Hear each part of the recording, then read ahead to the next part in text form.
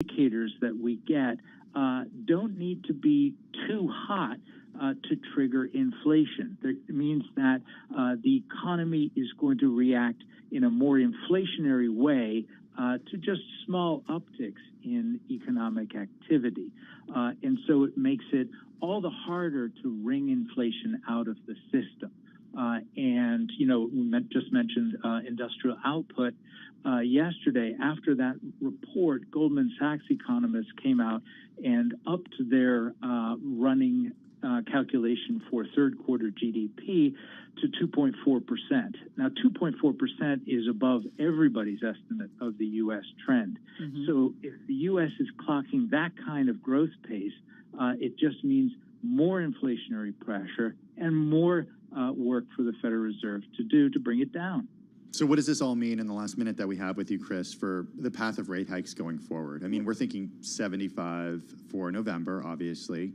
What about December? What about what Kashkari said yesterday? How are you reading into it?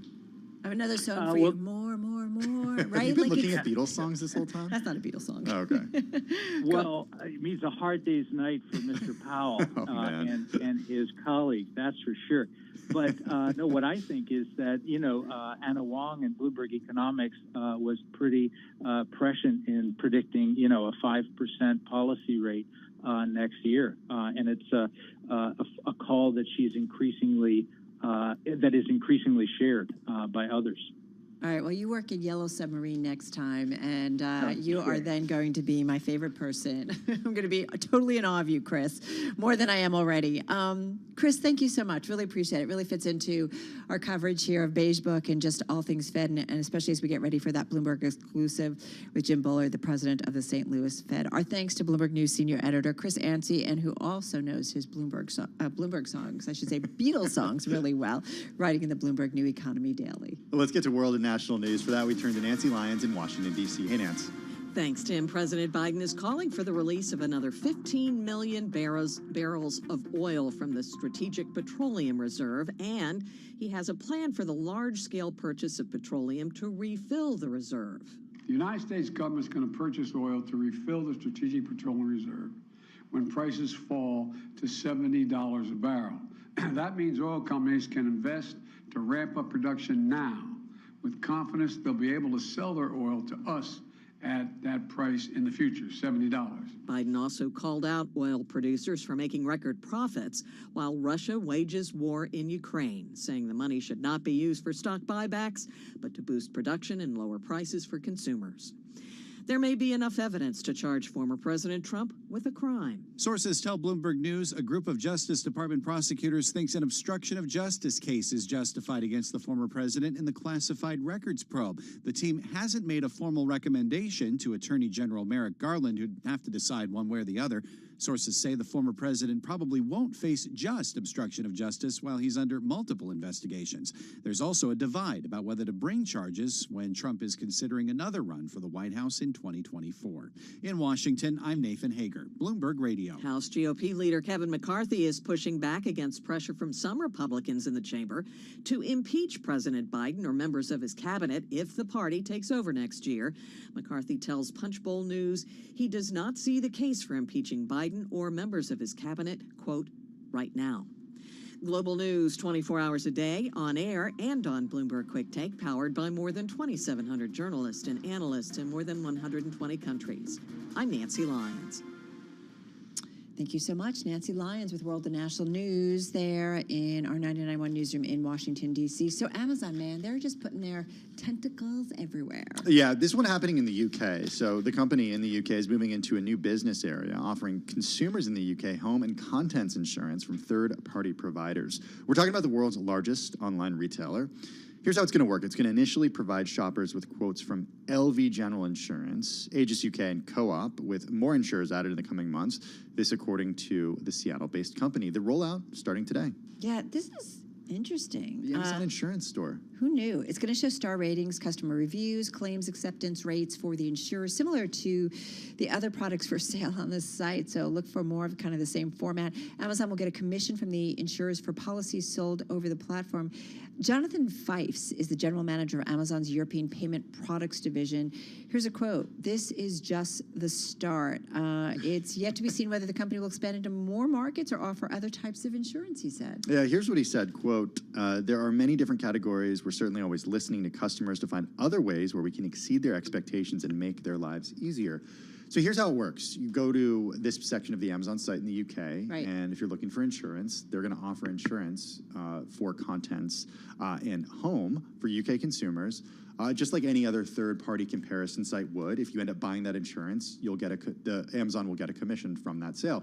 It's much more of the marketplace model than it is of a fulfillment model. So, but it's interesting, right? Because it's like the comparison websites for travel. Is it the kind of a similar kind Yeah, of I mean, thing? have you ever bought travel insurance through Yes. a website or Yes, yes. I mean, I even did my life insurance through you can do that through comparison And do websites comparison, too. so it's the same thing. You can think about that happening. Look, this is also an area where there's a lot of regulatory hurdles. Yeah. So it's not easy to roll out worldwide. We'll see if they do this in the US Yeah. and if they do it in other parts of insurance too. Right, but certainly looking to maybe get into, it's again, you and I talk about this, like the Apple infrastructure network. Amazon just continues to build out its infrastructure and network as well, and it's kind of grip on us all. I'm just going to say, this is Bloomberg.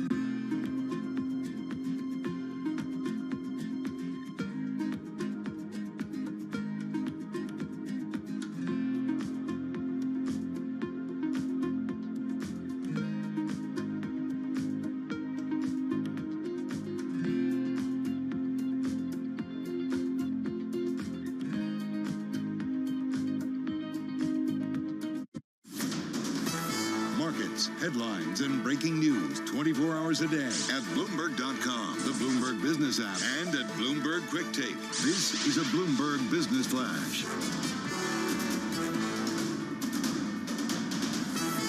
From Bloomberg World Headquarters, I'm Charlie Pellet. The Dow, the S&P, NASDAQ, all in the red today. Stocks under pressure as Treasury yields soar to multi-year highs on speculation the Fed will remain hawkish, raising the odds of a recession. Right now, we have got mortgage rates extending their climb to the highest since 2002.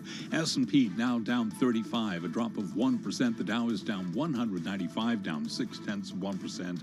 NASDAQ is down 126, a decline of 1.2%. The 10-year yield, 4.11%. The 2-year, 4.54%. Spot gold down 1.4%, 16.23 the ounce. West Texas Intermediate crude rallying 3%, 85.33 a barrel.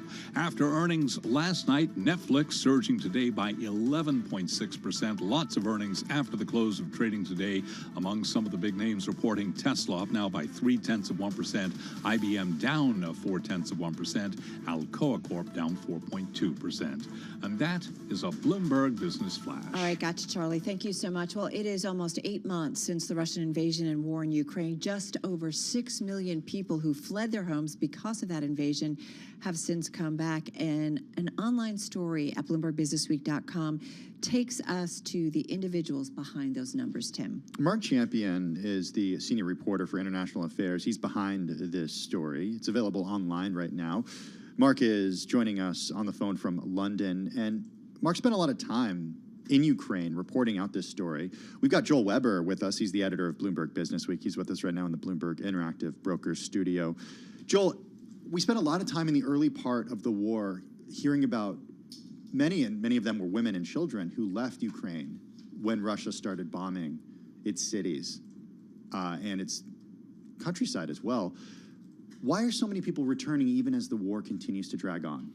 Well, I mean, this is their home, right? And so, at some level, getting back there is as long it could take years in some instances, but there has been, despite this kind of more recent barrage, there had been a little moment where it felt like you could potentially return. And so, what Mark set out here, he told us that he was interested in kind of documenting this a while ago, and really what gets me is just the humanity of this and what it's like to live through a total tragedy. And then also, like, there are things that feel really special there. And, the dance studio is one, Mark, that I wanted to ask you about. What sticks out to you, Mark? You've been there multiple times now, and I'm just curious, like, bring it back. For those of us who haven't been there, what's it like and as these people return to their homes? Yes, I mean, war zones are strange places because they often have a sort of huge variation in how things are, not just in terms of place, from one area of a country to another, but also in terms of time. So when you're in a place like Bucha or Irpin, these were absolutely horrific places at a certain, just a few months ago. And the stuff that was being done to people, we discovered since, of course, the people who lived there knew at the time, was unspeakable. And yet you go back now and people are rebuilding their lives. Restaurants are reopening. People are trying to make things work. All those women and their children and so on, they want to come back. Almost everybody left Bucha, for example. But they want to come back because they left their husbands behind. They left, parents, grandparents behind who couldn't move. And so you see them come back. And what interested me was what happens to them when they come back? Are they the lucky ones who escaped, or are they themselves, kind of traumatized by it all? And the experience, the result of my reporting was simply that it's very difficult to escape the trauma, because for example, one lady was a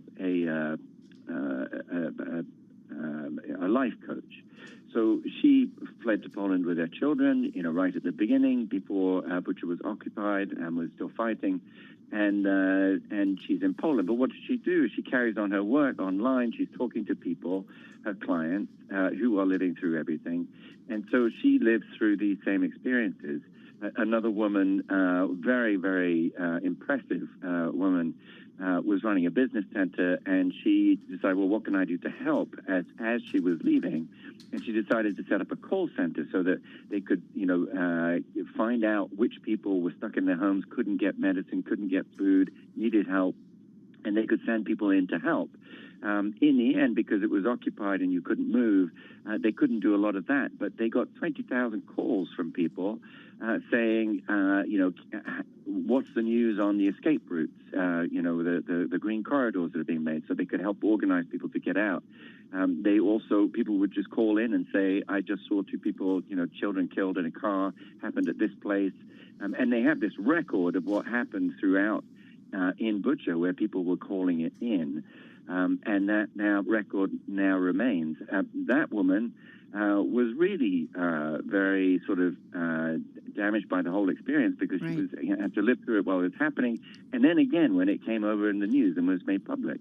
Mark, I mean, you've been back and forth. Like, what strikes you the most as you talk to these individuals? Because I do think there is this sense that often, sometimes, all of us who are far removed, it's just another headline. But as you really tell us, I mean, the faces, the people, the stories, these are real lives that we're talking about. Yes, very much so, and it's hard. The jobs really aren't there. Butcher, strangely, is relatively lucky. Which is a very strange thing to say, but was always a fairly middle-class suburb just outside of Kiev, and because of its fame or notoriety, whatever you want to call it, as a result of the massacres there, where they found mass graves and so on. There is a lot of international attention. There are a lot of international donors. They are able to open doors and to get help in a way that a lot of other places in Ukraine that nobody's ever heard of can't. So in one sense, they're quite lucky. But even there, 50% of businesses are still closed. People can't get jobs. The deputy mayor that I was talking to, another very dynamic woman, was saying that she is hiring all kinds of hopelessly overqualified people to work with her in the administration in the city hall because they can't get any other work. And salaries are lower than they were before the war. Public salaries were never very high, and yet people are willing to come and work. Okay, Mark, can you take us back to the Tango studio? Because it still gives me chills a little bit, and I just want to hear about why Tango and what it's done for those that you spoke with. And Mark, just so you know, we've got about a minute. Okay, so it's the really extraordinary thing about the Tango was that these are all beginners, and they are mostly the women who came back, and they are looking for ways of thinking about anything else other than the grind of life and the trauma and everything else. And this is a way that they found to do it, that if they have to just focus on their bodies and just focus on moving your feet the right way, that for a couple of hours at least, that's the only thing that they think about.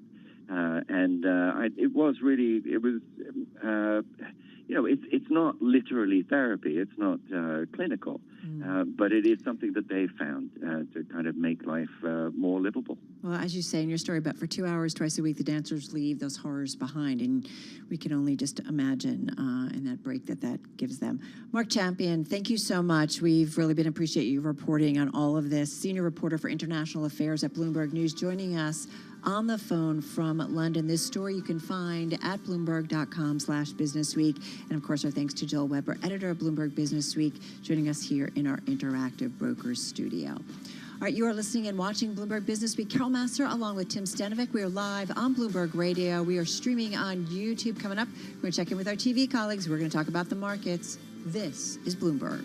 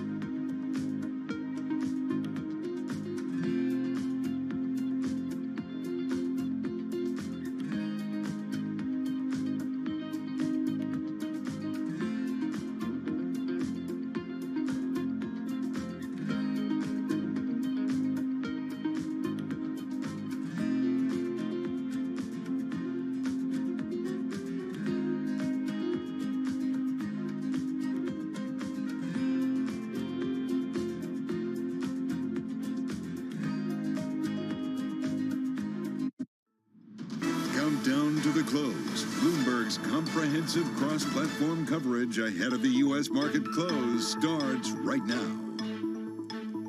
This is Countdown to the Close. Just 60 minutes left in your trading session. Caroline Hyde, Romain Bostic, Taylor Riggs, joined now by our colleagues Carol Masser and Tim Stenovic. Across our audiences at TV, radio, and YouTube, we dissect a day where, well, we don't hold on to the gains. After 2 straight days, we loved them, and now we miss them. We're down by more than 1%. Yeah, what a difference a day often makes.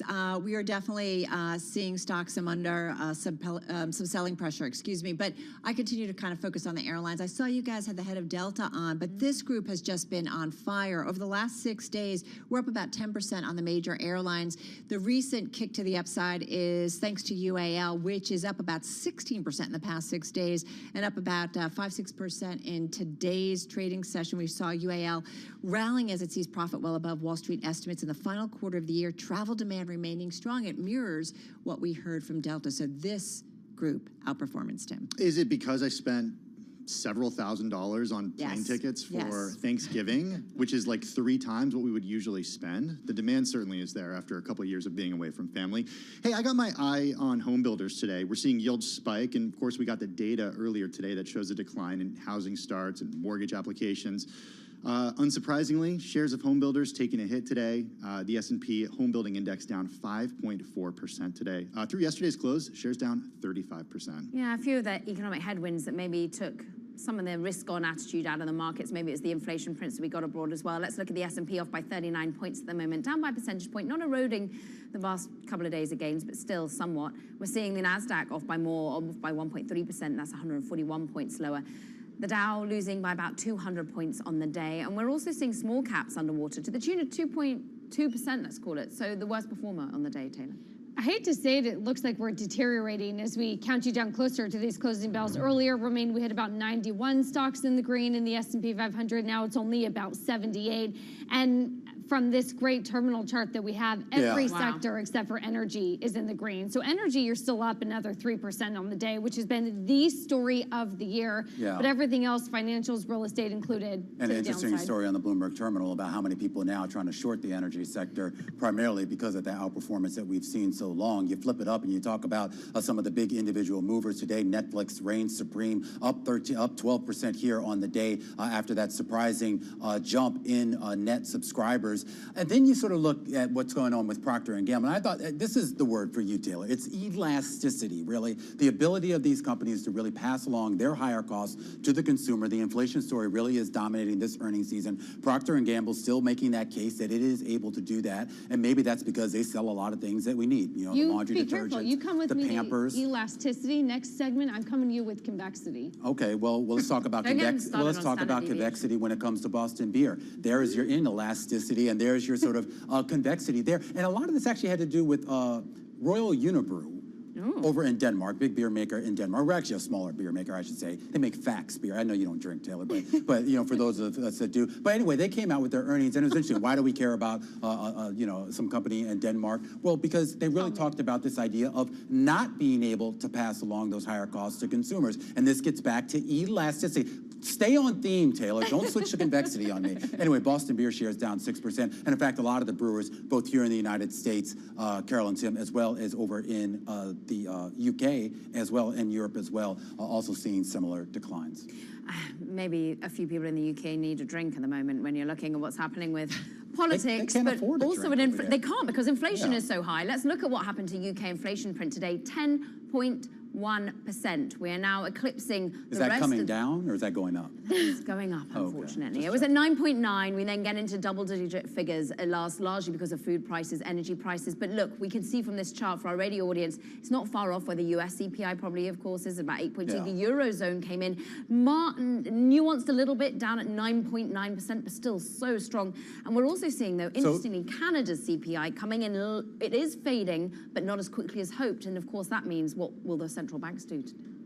I'm going to wait because it feels like Romain has something to say. No, Carol. Sure? No, keep it going. Here. Okay. Well, that persistent inflation that we're seeing. Today, see, there you go. Yeah. That persistent inflation it happens every now and then. When he gets to talk about Boston beer. Yeah. Okay, so that persistent inflation, hold off, Romaine. The persistent inflation that we're seeing over in the UK, that we're seeing in the United States, and really that focus on core inflation, that's something that Neil Kashkari over at the Minneapolis Fed has been focusing on. Here's what he had to say last night. The core services inflation, which is the stickiest of all, keeps climbing. And we kept getting surprised on the upside that core keeps going up and services keeps going up. So the problem for me with trying to say, hey, it's time to pause, is we're not even sure that we've got rates high enough to push services inflation down. All right, of course, that's Minneapolis Fed President Neil Kashkari. Did not talk about beer or beer prices at that point. But what's interesting is, did you guys see another story, because he's making some comments today, he is saying that the Fed could potentially pause rate hikes next year. Next year. Okay, great. You know, we're actually going to hear from James Bullard a little bit later today. Yes, we are. I think Kathleen Hayes has an exclusive sit-down with him. It'll be interesting to see what he thinks, maybe. And many say he's the one to watch, right? Because he's been really kind of out in front when it comes to how aggressive the Fed is. We wrote a whole story on it, Carol. Just a simple man in his bicycle. I read in. I get ready for the Bloomberg quiz every week. I want to go back to Kashkari's comments that he made a little earlier about potentially pausing rate hikes next year. The question is, at what rate do they pause rate hikes, and for how long do they keep them elevated? And how long is the lag between, you know, when the Fed raises rates and when the Fed stops raising rates? So when we start to see that actually show up, because even though we got some anecdotal data from the Beige Book today that says inflation's easing in some areas, it doesn't really square with the data that we got last week in terms of CPI. I think big questions about that lag. It was BlackRock's Rick Reeder, right, talking again about why aren't we seeing, if we started hiking in March, none of us knew it would come immediately. It does take a lag, but if that's 6 to 18 months, we're starting to get in that period. It is Q4. We should start to feel the effects of this. I know within the housing market today, we are feeling the effects of it, but other things aren't really coming down yet. No, and there has been some softness in certain areas. I mean, you talk about the kind of the destruction right now in housing market demand, at least mortgage demand, and then you talk about the destruction we've seen in financial markets. I guess that's sort of two pillars that I think the Fed can look at and say, okay, you know, mission accomplished or whatever they think they're trying to do here. But meanwhile, though, oil ticks higher. Natural gas has actually been pulling back significantly, but we talk about that natural gas cap in terms of prices over in Europe. But here in the US, the fact that we're having to talk once again about those pools of oil that we got set to the side, the fact that we're worrying about the direction in which the price point of diesel is going to be going, this is still a concern in terms of our ability to spend. I also do think, and I know we got to wrap here, but I do wonder if there's just a reset. There was a great voice on surveillance this morning just about the structural changes that are going on in the U.S., demographics, pushback on globalization, climate change, whether or not that means that prices are going to run hot longer because of all of those changes. And just real quickly, S&P Global did put out kind of that new assessment of upgrades, downgrades, et cetera, and they talked about 46 new companies were sort of placed on downgrade watch. So these aren't necessarily downgrades, but a lot of companies are seeing cracks in the corporate credit market. And we should point out that data is from August, so a little bit of a lag of when we get that data. Okay, Romaine, you're going to bring the beer for the next hit? Absolutely. All right, I'm counting Absolutely, on you. from Denmark. All right, deal. All right, we're going to be back. Our cross-platform coverage, radio, TV, YouTube. We're going to count you down to the closing bell on this Wednesday.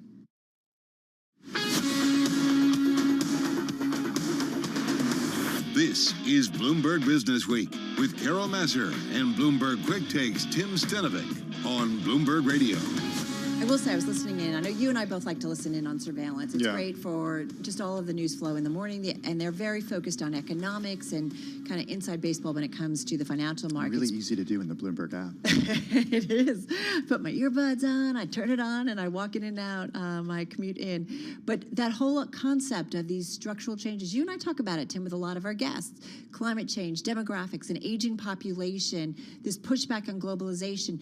That is going to take time to play out. There will be costs. And as a result, the guest there, and forgive me for not remembering his name, but it says means higher inflation, longer term is here to stay. So think 4%, not 2% as the real rate when it comes to inflation and where the Fed targets. My thoughts continue to go to the housing market once again, because we're in a time where it's just a real pickle where mortgage rates are at their highest they've been in decades. There are a lot of new households who, young people who want to form new households. Demand is there, supply isn't there, and there's no incentive for people to move if they've locked in a 30-year mortgage at, under 3 or under 4%. It's going to be really tricky. And I do think about, our pushback against immigration. I mean, many economists have often said, this is what helps in terms of bringing in younger workforces and also helping in terms of productivity and, more importantly, in terms of economic growth. Let's get on to world and national news. For that, we turn to Nancy Lyons, who's in Washington, D.C. Hey, Nance. Thanks, Tim. President Biden is hoping to ease the pain at the pump for consumers, and he's announcing the release of another 15 million barrels of oil from U.S. emergency reserves. He's also scolding oil companies for using record profits from last quarter to buy back stock. $70 billion in just one quarter, 90 days, $70 billion. So far, American oil companies are using that windfall, the windfall of profits, to buy back their own stock, passing that money on to their shareholders, not to consumers. Biden says it's wrong for oil companies to prosper while Russia rages war on Ukraine. With Election Day barely 3 weeks away, the issue that impacts most people in most places appears to be the economy. The economy has been central in virtually every election, Mohammed Yunus, editor-in-chief of the Gallup poll, said in a Bloomberg interview. We certainly have seen an uptick in people saying that it's important for them as a voter to vote for someone who shares their view on abortion. The social issues are certainly going to be critical, but overwhelmingly, the economy is going to be central on people's minds as they go to vote. Yunus suggested that while just about everyone is impacted by inflation, abortion is of less concern in districts where it's not threatened by legislators. In Washington, Irv Chapman, Bloomberg Radio. Over half of working Americans have considered holding multiple jobs to pay their living expenses as inflation remained stubbornly high in September and real wages fell. Qualtrics found about 38% of workers have looked for a second job. An additional 14% have plans to do so. Global news 24 hours a day, on air and on Bloomberg Quick Take, powered by more than 2,700 journalists and analysts in more than 120 countries. Thank you so much, Nancy Lyons, out there in our DC newsroom and bureau. So let's talk a little bit about Uber Technologies. Yeah, the company's launching an advertising arm to tap a lucrative revenue stream. It's launching a dedicated advertising arm, this in a push to cash in on a captive audience and tap the higher margin revenue stream. I think of one company here when I think of this. What do you think of? Amazon. The way that Amazon has incorporated ads into its app and into its website. Yeah. Think about it from the perspective of the way that you search for a product these days, right? Because people are paying, right, to be... Exactly. But they're not, Google has a really captive audience because oftentimes people search for a product when they get to Google. But sometimes people bypass Google entirely and just go right to Amazon if they're a Prime customer, for example. So Uber has a captive audience, and it's Uber Eats and it's Uber Transport apps. Right. So why not use that as a place to advertise? Are you working for Uber? No. Okay. I'm not, but Lyft does this too. I know. So the new division encompasses ad offerings on Uber's ride-hailing and food delivery apps. On Uber Eats, for example, brands will be able to pay for sponsored listings, prominent placing on the homepage or checkout, and featured menued items. Uber also rolling out Journey Ads, a new service that runs ads for rideshare users while they wait for their driver and during their trip. More than 40 brands have partnered with Uber to run Journey Ads, including NBC Universal, Heineken. Uber putting this out in a statement today. I think what I would do? What? I would watch a 2-minute video for a discount on an Uber. There's something for the suggestion box, Uber. Yeah, right? Like, give me a break. But, I'm not going to just sit there and look at my phone to watch an ad. Right, give me some points that add up that give me a break on a ride or a discount. Come on, advertising in a taxi cab is nothing new. Well, that's what I was going to say. This is what it reminds me of, like getting in, do you want to play games? Do you want to watch an ad? I don't know about you, but I just... Press the button and turn it off so you don't get sick looking at it. I mute it or turn it off, like that's right how away. You're getting into the cab with a real New Yorker. Hey, listen, don't forget, at 3:30, so just about 15 minutes from now, our exclusive Bloomberg interview with the Fed president of the St. Louis Fed, Jim Bullard, sitting down with our own Kathleen Hayes. You'll see it across the Bloomberg platforms, but be sure to listen in and watch it on YouTube with us. All right, you are listening to Bloomberg Radio.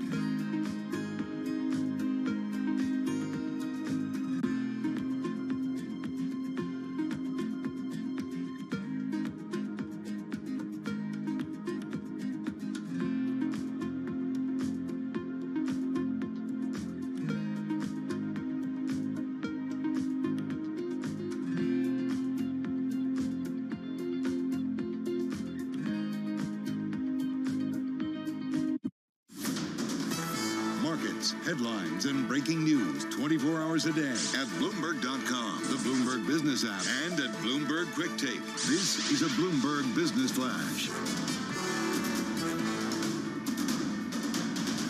From Bloomberg World Headquarters, I'm Charlie Pellet. We've got 43 minutes to go ahead of the closing bell, with the Dow, the S&P, and NASDAQ all in the red. 25-point drop right now for the S&P, down by 0.7%. Let us head right over to the First Word breaking news desk for today's afternoon call. Here he is, Bill Maloney. And good afternoon, Charlie. U.S. stocks choppy as the 10-year yield hits 4.12%. Dow's currently down 107 points. Like you mentioned, S&Ps are down 25, and NASDAQ is lower by 1%.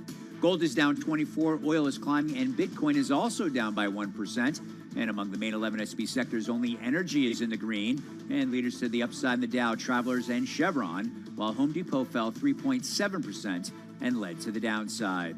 After earnings, Netflix rose 12%. And in other news, Elliott took a stake in Fresenius, raising the prospect of a breakup. Wrapping things up, IBM and Tesla report after the bell. Live from the First Word breaking news desk, I'm Bill Maloney. Charlie. Okay, we thank you very much, Bill, and to hear live breaking news over your Bloomberg-type Squawk, S-Q-U-A-W-K, on your terminal. I'm Charlie Pellet. That is a Bloomberg Business Flash. It is indeed. All right, Charlie, thank you so much. You are listening and watching Bloomberg Business Week on this Wednesday. Carol Masser, along with Tim Stanovic, live in our Interactive Broker studio and streaming on YouTube. Well, Charlie talking about Netflix throughout the day. Shares just off their highs, still up about 13%, surging as subscriber growth, signaling the worst is over. It added 2.41 million customers in the third quarter, exceeding internal forecasts as well as expectations on Wall Street. Well, Chairman, President, co-CEO, and of course the co-founder of Netflix, we're talking about Reed Hastings, weighing in on the conference call last night. He too issuing a bit of a sigh of relief. Check it out. Well, thank God we're done with shrinking quarters. So that's the big feeling of we're back to the positivity. We still got FX, so that's a huge hit, as we've explained. So that's not going to go away. But other than that, all the stars are lining up very well for us. That was Netflix co-founder, co-CEO, Reed Hastings, and chairman as well, from the company's conference call following Tuesday's earnings results. We've got a great voice with us. Geetha Ranganathan is technology and media analyst for Bloomberg Intelligence. She joins us on Zoom from our Princeton, New Jersey bureau. Geetha, great to have you with us. So is it true? I mean, should Reed Hastings actually be breathing a sigh of relief here? One quarter does not change everything, does it? Yeah, that's a great question, but I think we're back on track here, finally. There was so much. I think what had happened earlier in this year was this kind of perfect storm of all negatives, right? Whether it was the COVID hangover, whether it was increasing subscriber, competition from other rival streaming services, whether it was the COVID logjam, causing all the production delays. It really kind of everything went wrong for Netflix at the wrong time, right? And finally we're seeing some green shoots here. So they have a good trajectory in place. I mean, make no mistake, this is still a model that is maturing. So we're not going to see those explosive subscriber gains anymore. But there are some catalysts in place which tells us that they do have a sustainable path to revenue reacceleration, as well as opening up the market to reach a much broader audience with this new ad tier that they're coming up with, which is priced really aggressively, in my view. Hey, listen, would we be as excited with Netflix if that ad tier story wasn't part of it right now, Geetha, in your view? Yeah, I don't think so. I think we definitely needed it. It wasn't just the reversal of subscriber losses, right? We need something. At the end of the day, this is pretty much a subscriber story. Yes, they're trying to shift, they're trying to pivot away from just that hyper focus on subscribers to other financial metrics. We're seeing that they're going to even stop issuing subscriber guidance, but still, at the very core of the story, it is a subscriber story, and so you do need that ad tier for kind of boosting those subscriber numbers, especially in a lot of the developing economies. All right, so were we bummed out that they didn't give some kind of a forecast? Were you expecting that from them, or were you expecting to get some kind of guidance? Just makes Geeta's job harder. It does. So they did give us a forecast for 4Q, and the good news is the forecast was actually above consensus estimates. There's also potential upside because they didn't really bake in anything from the ad model, given that it's still early days. What's going to happen is going But you're forward, okay that they didn't break out, like, in terms of a forecast for the ad model? That's okay? Yeah, no, I think that's okay. I think it's still really, really early days. It's very hard to say how that's going to pan out.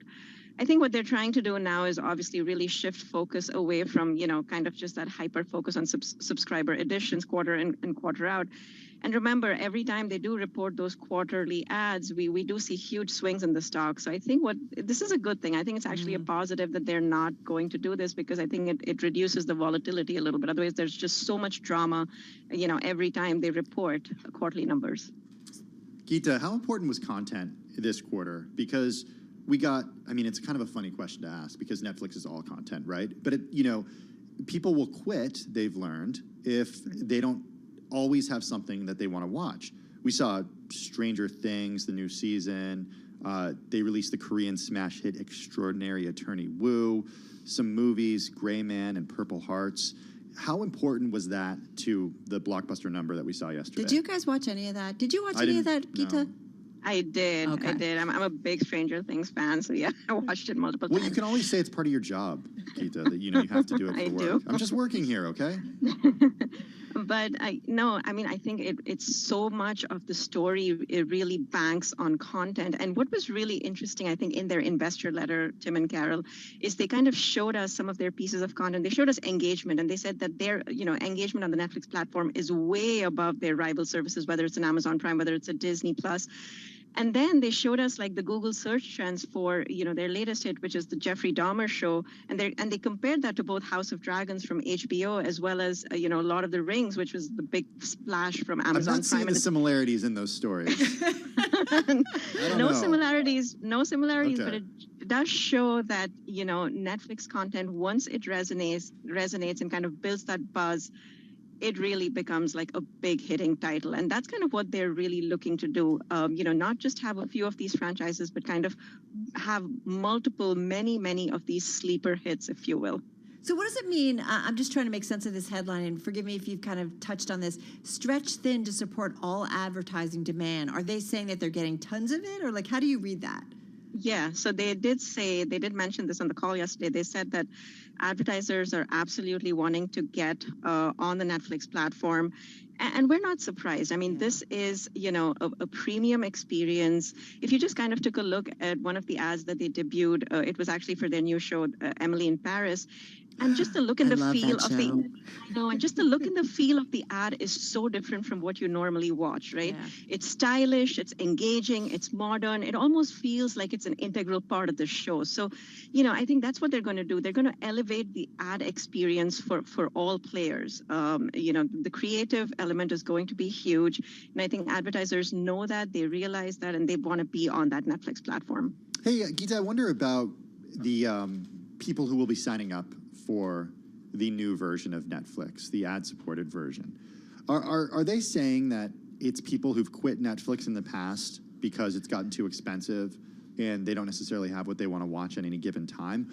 Or are people going to downgrade their memberships for cheaper membership options? Yeah, this trade down point was brought up multiple times during the call. And what Netflix management kept saying is they don't really see a lot of cannibalization. So what they're really trying to do with this new $7 price point, and remember, this is historically the lowest price point that Netflix has ever priced one of its plans at, is to kind of really attract a whole new market, tap into a whole different demographic, probably a slightly lower income demographic that wants to watch Netflix but just hasn't been able to afford, maybe the $10 price point or even the $15.50, the standard plan. And so that's what they're kind of saying, although the worry on the street is that many subscribers, maybe even 25-30% of subscribers actually trade down. I don't personally think that's going to happen because, remember, this is going to be a lower resolution. It's a 720p versus your 1080p. And also, you're not going to be able to download all of the content. In fact, not even all of the content is going to be available on this ad-supported plan. So I I really think maybe the risk of trading down is going to be somewhat limited. So in an ideal world, they don't lose anybody that's existing kind of members to some extent or subscribers, and that they just open up a whole new revenue stream, right? And new members that maybe weren't on it because it was too expensive before. I mean, that's the dream plan, right, Geeta? Exactly. Just opening up their addressable market. Yep.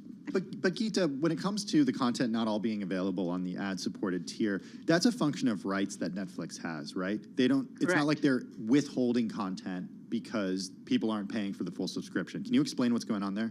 No, that's just because of some of the licensing deals that they have in place. And again, it's not a whole lot of content that's not available. It's only about 10% of their entire content catalog that's not going to be available. And they said that they're working through these licensing rights with some of the, the third-party providers. I think over time it will become available. But to begin with, they still have to iron out a few wrinkles. Geeta, was there anything that, with all that we got from Netflix and on the call after earnings, was there anything that you didn't get answered that you would love to just, hey, Reed, can you just tell me a little bit more about this?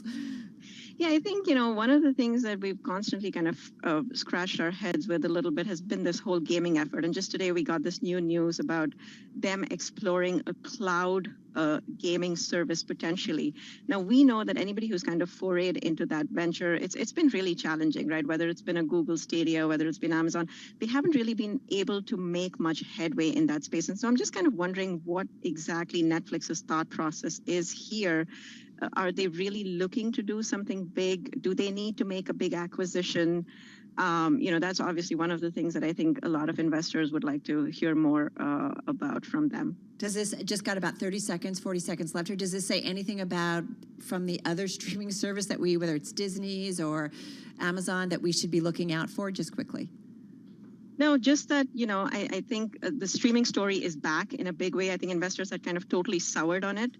But I think what this tells us is that there is a lot of growth left. And, streamers just have to be creative in order to monetize all the different revenue streams. All I know is I got so many different services, and I can't tell you how many times my husband and I are like, what do you want to watch? We can't find anything. That's crazy. Geeta, thank you so much. Our Geeta Ranganathan, she is Bloomberg Intelligence Technology and Media Analyst, joining us via Zoom from our Princeton, New Jersey bureau. Really a great deep dive into Netflix. The stock still up about 12%, in today's trading session. If you could only have one, which one would it be? Streaming app. I have Apple TV. I really kind of like Apple TV. Really? Yeah. Oh. I don't know. We're watching For All Mankind now. We're on season 3. It's really good. Oh, so you're talking about one show? No, one service. What service would you keep? Probably HBO Max. HBO Max. Yeah. Oh, there you go. All right, folks, you are listening and now you know what Tim and I are into. You are listening and watching Bloomberg Business Week on this Fed Wednesday. Carol Masser, Tim Stanovic, as I said, in our Interactive Broker studio, streaming on YouTube. Right now, though, we want to get to a Bloomberg exclusive, Bloomberg News Global Economics and Policy Editor, our own Kathleen Hayes, interviewing St. Louis Fed President Jim Bullard. Let's go to that interview. Hello, I'd like to welcome our Bloomberg television, radio, and YouTube audience to a very special event. I'm Kathleen Hayes. I'm live at the Federal Reserve Bank of St. Louis, in St. Louis, Missouri, of course. And I have a very special guest today, Jim Bullard. He is president of the St. Louis Fed. And, of course, Jim, welcome, and thank you for having us back this year. I should be welcoming you. Welcome to the bank, and thanks for coming. Well, and it is a very special day. It's the Homer Jones Memorial Lecture. We spoke earlier to Esquire Prasad, who's getting that award and giving his lecture. But since I'm here enjoying all this, I figured it's a great opportunity to ask you some questions. Great. Looking forward to it. I know it seems like every time we get together, there's something in the background. There's something big going on. And I would say this time is the fact that the latest inflation data have been disappointing. You've done 300 basis points of rate hikes since March. The core CPI basically is stalled out. The headline CPI is stalling out just over 8% year over year. Core number continuing to rise. And the employment market, the market's still tight in terms of jobs and the economy not slowing down. So what's gone wrong? All those rate hikes, what have they done? Well, I do think they will have an impact and in some ways have had an impact. I would cite the housing market in particular, where it appears that increase in rates has really changed the dynamics there. So that's someplace that I would say there are not long and variable lags. That market anticipated Fed moves that before they were even in train this spring. And so that's a place where we've seen impact right away. But, it's a big ship, and it takes a while to steer the ship. And so the housing market is not the whole economy. So it certainly isn't. And it's certainly not one of the main things driving inflation now. Of course, prices have fallen. But rents are important, though. Well, they certainly are. Yeah. They certainly are. And in fact, that's one reason why people are so worried about inflation staying high next year is that those rents are, the way they are calculated, they're going to spread out over several months. Yeah, but we're aware of the lags in the calculation, and so we'll take that on board and take a look at that. But yeah, you're right. The core measure of PC inflation is still in the high fours, and the Dallas Fed trim mean 4.75 or so. So pretty high inflation in the U.S., even if you try to trim out some of the more volatile components. So we're going to have to get that turned around, moving in the right direction and back toward 2%. So how are you going to do that? What does this mean for the restrictive terminal rate of the September SEP's medium target interest rate, 4.4% this year, 4.6% next year? After the latest data, what are your projections now? Well, if you look at the September Summary of Economic Projections, that so-called dot plot, it did seem that the committee was coalescing around further rate increases at upcoming meetings, even by the end of the year. So that seems to be the base case right now. Most of that has been priced into markets, so I would anticipate that that's having an impact right now. So that's good news if you're trying to get inflation down.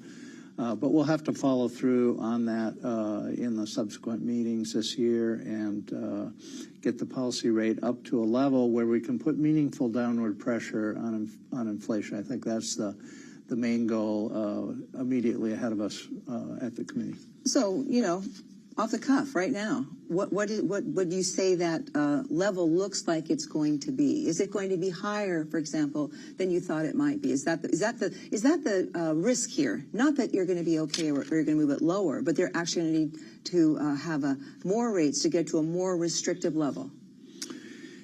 Yeah, I've done this calculation about sort of a minimal level that you would have to get to put downward pressure on inflation. I did it at a conference in Stanford in May, and you can look it up on my webpage. But at that time, the number came out to 3.5%. But since then, the inflation news, unfortunately, has continued to surprise to the upside. So if you do that again now, you're going to get something closer to what's in the dot plot, 4.5, 4.75, something like that. And I think also, we're data dependent and we're watching the data. I think we're predicting, or at least the dot plot is predicting that inflation will come down. It will be a disinflationary year in 2023.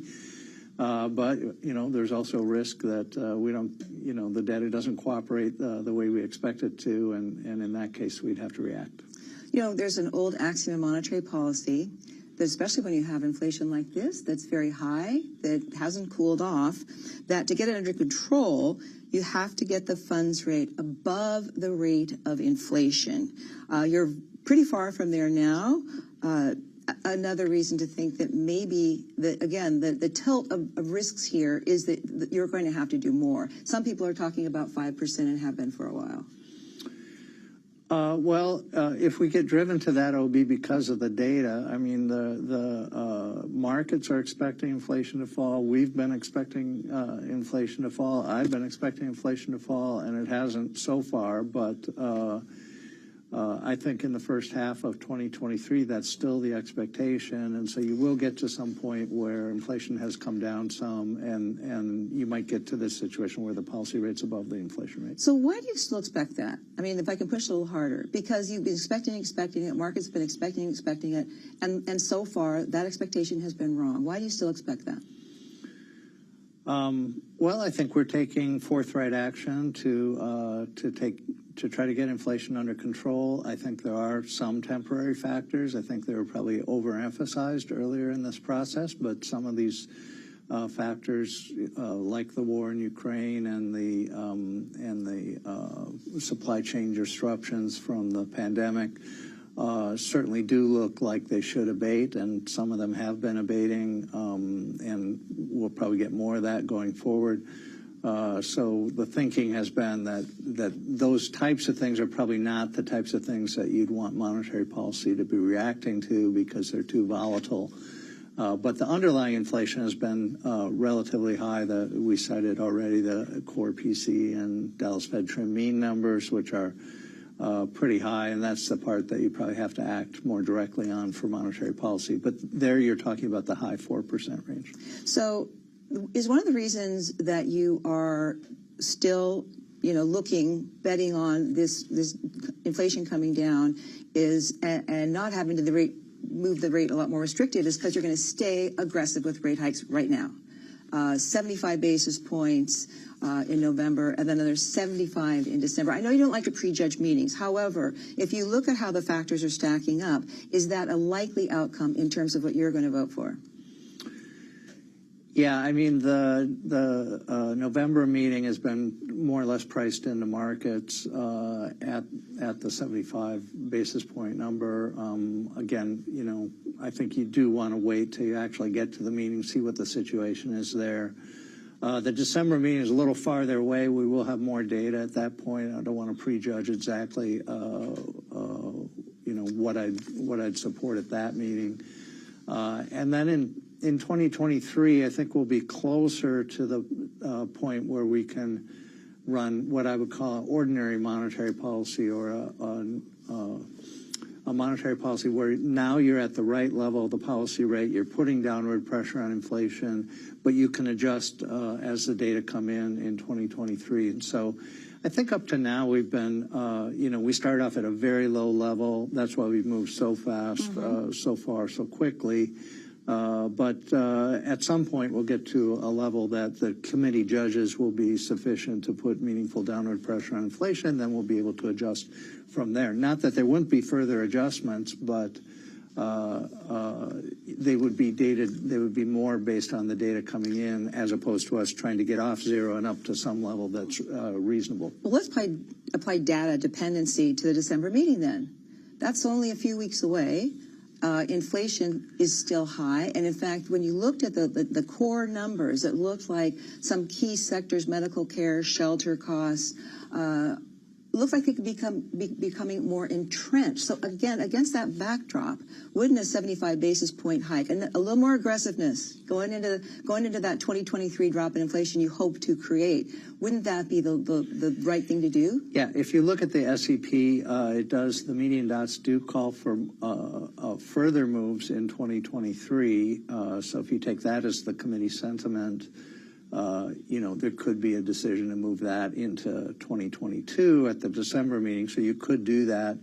But again, why prejudge that meeting? And how much difference would it make from a macro perspective, I think, would be a good question as well, whether you put the 25 basis points there or you put it in the first quarter. Well, what about expectations? What about markets? What about showing people that you've noticed that inflation is still pretty high and you intend to do something about it? Oh, yeah, we definitely do, and we definitely have moved very quickly here. But this would be more a tactical issue on the larger strategy. And speaking of 2023 and hoping that inflation is going to get to the point where you want it, would that be a point where you would say, yes, it's time to pause? I think there's a possibility of a good dynamic in 2023, so let's cross our fingers that we get it. But I think if inflation does start to decline meaningfully, we can stay where we are at this higher level of the policy rate that meets the committee's criteria. And at that point, we could watch inflation fall and get back to 2%. That would be a very good dynamic, I think. Calibration. That's another Fed word now that showed up in the minutes of the September 21st meeting. And people assume, because you've already been going pretty fast, the calibration would mean slowing down. Is that a correct interpretation of this calibration of rate hikes going ahead? Yeah, I mean, you do have to think about what the reasonable level is. I think these 75 basis point moves have been because we started at such a low level. So we're way below any kind of concept of a long-run neutral. So step one is to at least get up to the long-run neutral, then get above that, then get to some meaningfully restrictive level that would be appropriate for the level of inflation in the economy. But it doesn't mean that you go up forever. The committee is going to reach a judgment at some point about, how much is the right amount. And that's what I want to get this idea across of transitioning to sort of what I would call ordinary monetary policy, and you might too. Looks more like the 1990s or something like that. So no, you're not at zero rates anymore. You're at some higher level of rates. But from that higher level, you're adjusting to various things that are happening in the economy, including on the inflation front. Does it mean you couldn't go higher? No, you could go higher depending on the inflation developments, or you could stay there and watch inflation fall. Those would both be possibilities. But it wouldn't, you'd be out of this kind of very rapid rise in rates. Is that something that's important for people, and particularly people in the markets, to realize that pausing or slowing down the pace of hikes does not mean that they end? It doesn't mean that you declare victory on inflation. You just decide that you've tamed it enough that it doesn't need such aggressive moves.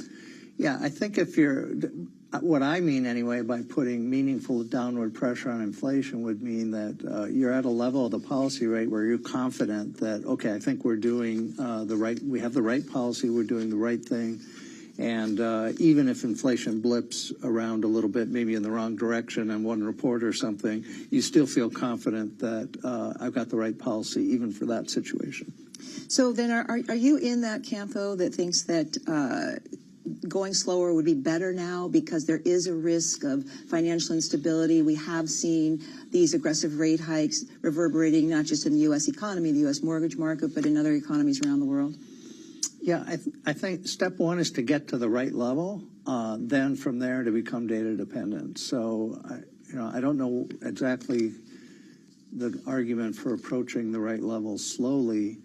I think on the question of financial stability, I've been citing the St. Louis Fed's Financial Stress Index. That index was at a high level in 2008, was again at a high level in the pandemic, but now is at a very low level.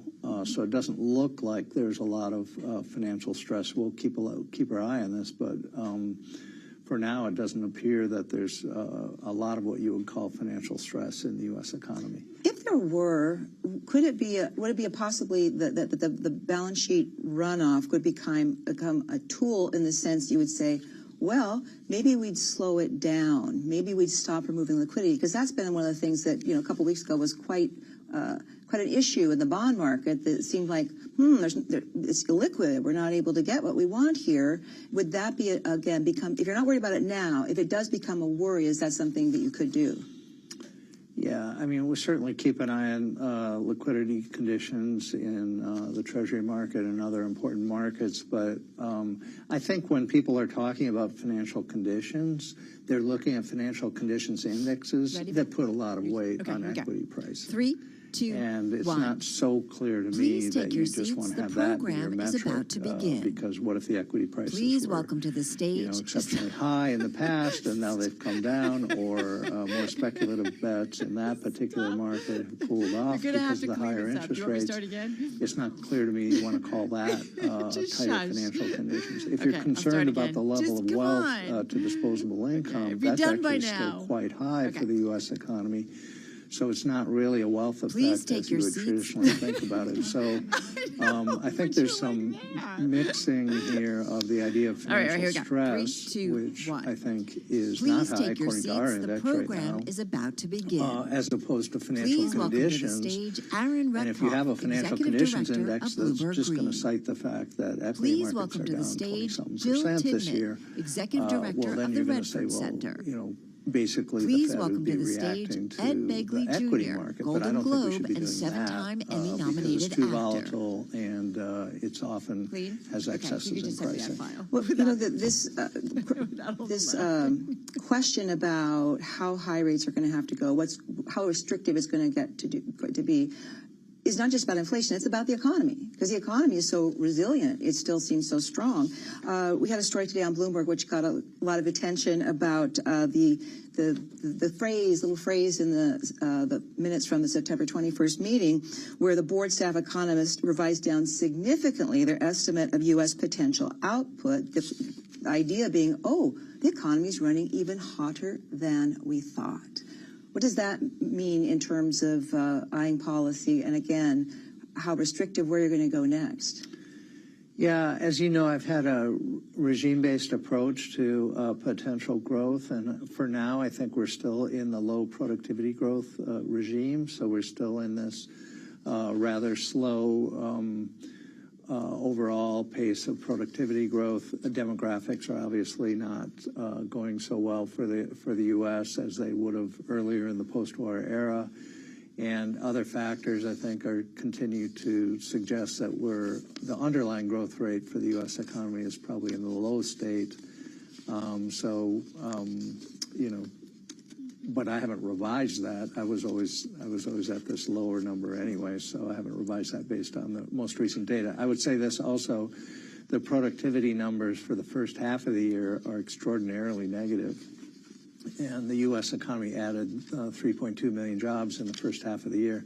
So what were these firms doing? They were adding all these workers and getting less output. I think that's a tough story to tell. I think that'll get revised. I think the GDP number will get revised up for the first half, but probably not until some benchmark revision too far in the future to be useful for monetary policy. But it doesn't ring true that you would have that many jobs added and that many firms making those decisions if they're really getting less output by adding those workers. There's some stories you can tell that maybe productivity is not growing as fast, but to have a big negative number there is kind of questionable. And I just want to let our radio audience know, in case they don't recognize the voice of Jim Bullard, President of the St. Louis Fed, that I'm here, Kathleen Hayes, in St. Louis, at the bank, talking to him at length. And in terms of that GDP upgrade, how big do you expect it to be? Is it another thing that's going to change people's view and say, wow, the economy is even slowing less than we thought? Yeah, I think the first half of the year, according to the numbers we have today, it was a negative first half. I think probably a zero first half is probably a better guess. We'll see. And these are revisions far in the future, so you won't be able to check whether I got it right or not. And I think, third quarter growth looks like it'll be positive. So far, so good. I also think that on the labor market side, we've continued to see a very strong labor market, unemployment rate at 3.5%, unemployment insurance claims very, very low, and probably lower than 2017, 2018, 2019 for this time of year, if you take out the hurricane. And, the labor market conditions index as put together by the Kansas City Fed would say that this is the best labor market that we've had since the late 1990s and one of the best labor markets we've had in the entire post-war era. So I think on the employment side of the mandate, we're in great shape. Okay. So it's a great time to be fighting inflation, and it's a great time to try to nip inflation in the bud and get it back to 2%, or going in the right direction, back to 2%, while the labor market's strong. So I think we've got a shot at that in 2023. You read my mind, because the next thing I wanted to ask you about was you seem to be holding out hope for a soft landing. Now, it seems like other officials at the Fed have kind of accepted or seem to be saying, yeah, we are going to have pain. We're going to have to endure pain to get to get inflation down, which people tend to interpret as recession. Maybe just mild, but maybe something deeper if necessary.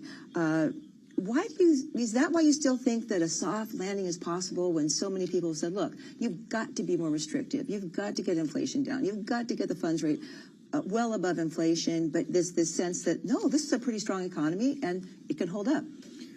Yeah, I don't know. There's a big group that wants to talk in terms of a Phillips curve, but the Phillips curve has been flat for the last 20 years, so I'm not sure where the disinflationary pressure is going to come from that channel. You'd have to have the estimates of the Phillips curve are that, even a percentage point on the unemployment rate has barely any impact at all on the inflation rate. So it's a little puzzling exactly where the story is coming from. Do they think, I would challenge them to say, well, do they think it's a nonlinear Phillips curve where the effects get much more serious as unemployment rate goes up? And that's maybe something you could say, but that's not really in the data. So I don't think that's where the disinflation is going to come from. I think it's going to come from the product side of this process, where firms worry about loss of market share, and for that reason they do not want to increase prices as rapidly as their competitors, and this leads to a 2% rate of inflation instead of an 8% rate of inflation. Okay, but what about inflation expectations? What about the fact that inflation is so far above wages now? Inflation expectations are looking good right now, at least based on TIPS markets. They've come down below 3% for the 5-year and the 5-year forward. Those are good numbers considering that the headline inflation number is at 8%. So I think we do have the right expectation in markets, and we do have the right policy in place. We're going to the right level of the policy rate, and I think we can get this dynamic to work. I don't really think it's going to work through labor markets the way other people think. And I would say one other thing about this. The unemployment rate's at 3.5%. So most people would have the natural rate of unemployment somewhere in the 4% range, let's say 4.5%. So if unemployment just reverts to mean and goes to 4.5%, that would just be mean reversion in the labor market. You wouldn't expect the labor market to be at stellar levels, which is where it is compared to the post-war experience forever. So you'd expect it to revert. So that would be somewhat more unemployment. But that would not be, would not help, according to the flat Phillips curve, it would not help us that much on the inflation dimension. Inflation expectations, University of Michigan Consumer Survey, which is a very closely watched, as you know. Right now, this is very interesting, 25% of the expectations in the U of M survey see inflation at 4.8% or more in the next 5 years, but that's the top quartile. The bottom quartile sees it below 0.7% for the next 5 years. It's the largest gap between the top and the bottom of those quartile boundaries since May of 1991. What does that tell us? There's a big, how do we gauge, or how can we be confident on inflation expectations? And the market's break-evens change all the time. And they can be wrong. Right? Yeah. So. Yeah, I think this is fascinating. I think there is some uncertainty about what's going to happen, and we're being, as a central bank, we're being challenged on the inflation front, and we're trying to get a really good policy in place to get inflation under control. But, if you're out there as a household, different households might have different views about whether we're going to be successful or not. And that's why you see this big, this big divergence in the variance of inflation expectations. And another thing about inflation right now, there's a massive gap between the CPI and the PCE. In fact, let me look at the data here. It's last time it was this high or higher was 79.82, and that was in the Volcker rate era. So you target the PCE. That's your main measure. Can you ignore this big gap? And when CPI is so high, and again, so much above the funds rate, is that a message you have to respect, that you have to deal with? Yeah, I think, the inflation target is in terms of headline PCE inflation. So that's our main measure. And we did do a review of this, but not recently, only in the 1990s. The idea was that the PCE measure is a more comprehensive measure of all the prices in the price basket, and so we like to look at that. But certainly the CPI also informative and might match up with some households' actual expenditures a little bit better. So I think what happens is that when inflation goes to a higher level, these differences in measurement start to get magnified, and so you see some bigger differences between the different measures. Homer Jones Memorial Lecture. He was one of at the St. Louis Fed, he is considered the person who brought research to another level that it hadn't been done before at the banks. Real leader, and that's been passed on. So if Homer Jones were here and he was talking to you and your team about this this place you're in and how inflation got way out of control for many reasons, and now you have to bring it down. What would he be telling you? What would he be? How would he be assessing your performance? And what would he be telling you to do now? He'd probably be telling us we're doing a bad job. He is very data oriented, and was the things that he did were the precursor of what we now call Federal Reserve Economic Data, or FRED. And I know a lot of the listeners and viewers use FRED, and we try to provide a great public service there. So, he would be analyzing the data just like we were here, and talking about the different components of inflation and how far it is above the inflation target and so on. I think, there are a lot of differences from the earlier era. I think that at the time, it wasn't as widely accepted that central banks were responsible for inflation, but he emphasized that it is the responsibility of central banks. And I think the 1990s, he didn't live to the 1990s, but the 1990s are really the decade that vindicated that view, as you had central banks all around the world going to inflation targeting and getting inflation toward target. Speaking of the 90s, that makes me think of the 80s. It makes me think of Paul Volcker. If Paul Volcker were here, what would he be telling you? I think the Volcker era really brought about the idea that you need to be credible in your policy. And when Volcker started, the central bank didn't have any credibility at all, and so he had to earn it all from 1979 into the 1980s. But because he did that, I think we're starting off with a lot more credibility. We start off with an inflation target. He didn't have that. We start off with widespread acknowledgement that it's up to the central bank to run the right policy to get inflation under control. We start off with better understanding in the private sector that if you do get inflation under control, which he did, you, instead of having the volatile 70s era, you had this long expansion in the 1980s, then a recession, then another long expansion in the 1990s. So you set off this high growth, low inflation environment, which is very much what we'd like to do now. All right.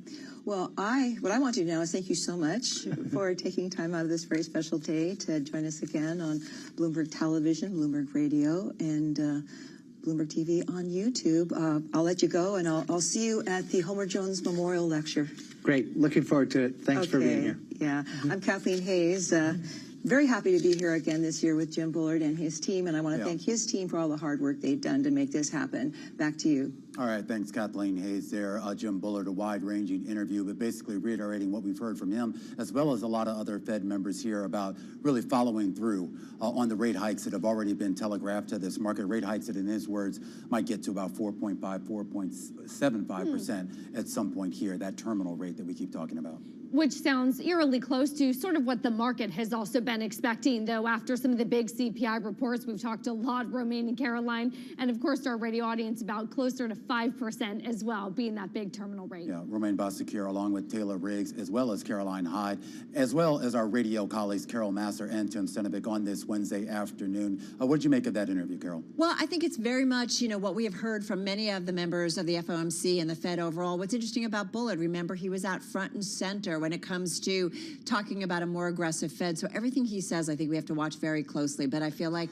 no big surprises there, Romaine. All right, well, 36.96 right now on the S&P 500 as we wait for these numbers to settle. We are getting the closing bells now, pretty much red across the board, though off the lows of the day. The S&P going to finish the day down by roughly about 0.6 to 0.7%. The NASDAQ down roughly about 0.8 to 0.9%. And I just want to point out the Dow Jones Industrial Average down about 0.3%. And we'd be remiss in not at least acknowledging the anniversary here, a very grim anniversary, 35 years ago, of course, Black Monday, a day where we were still quoting Dow points, a day where we lost 500 Dow points back when that really meant something, a 20-something% decline that day, which I think still stands as the worst percentage decline that we've seen in markets across the board. And one reason why I wanted to bring that up, guys, is really this idea when you listen to Jim Bullard and this idea of sort of Fed credibility.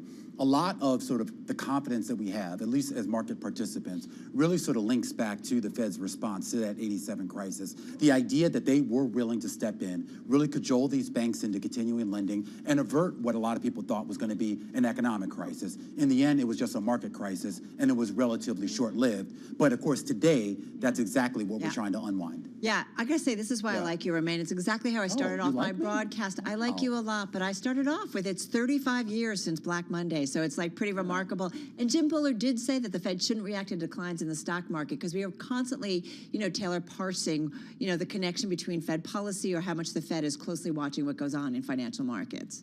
Your Golden Dragon Index, Carol, drops to the lowest that we haven't seen since July of 2013. We do that for you, a 7% decline here. Coming back to sort of the U.S. equities here, take a look at where we are with sort of the other sub-levels. This is no surprise. Energy is up 3%. Boy, Carol, has this been the narrative of the day and certainly the year.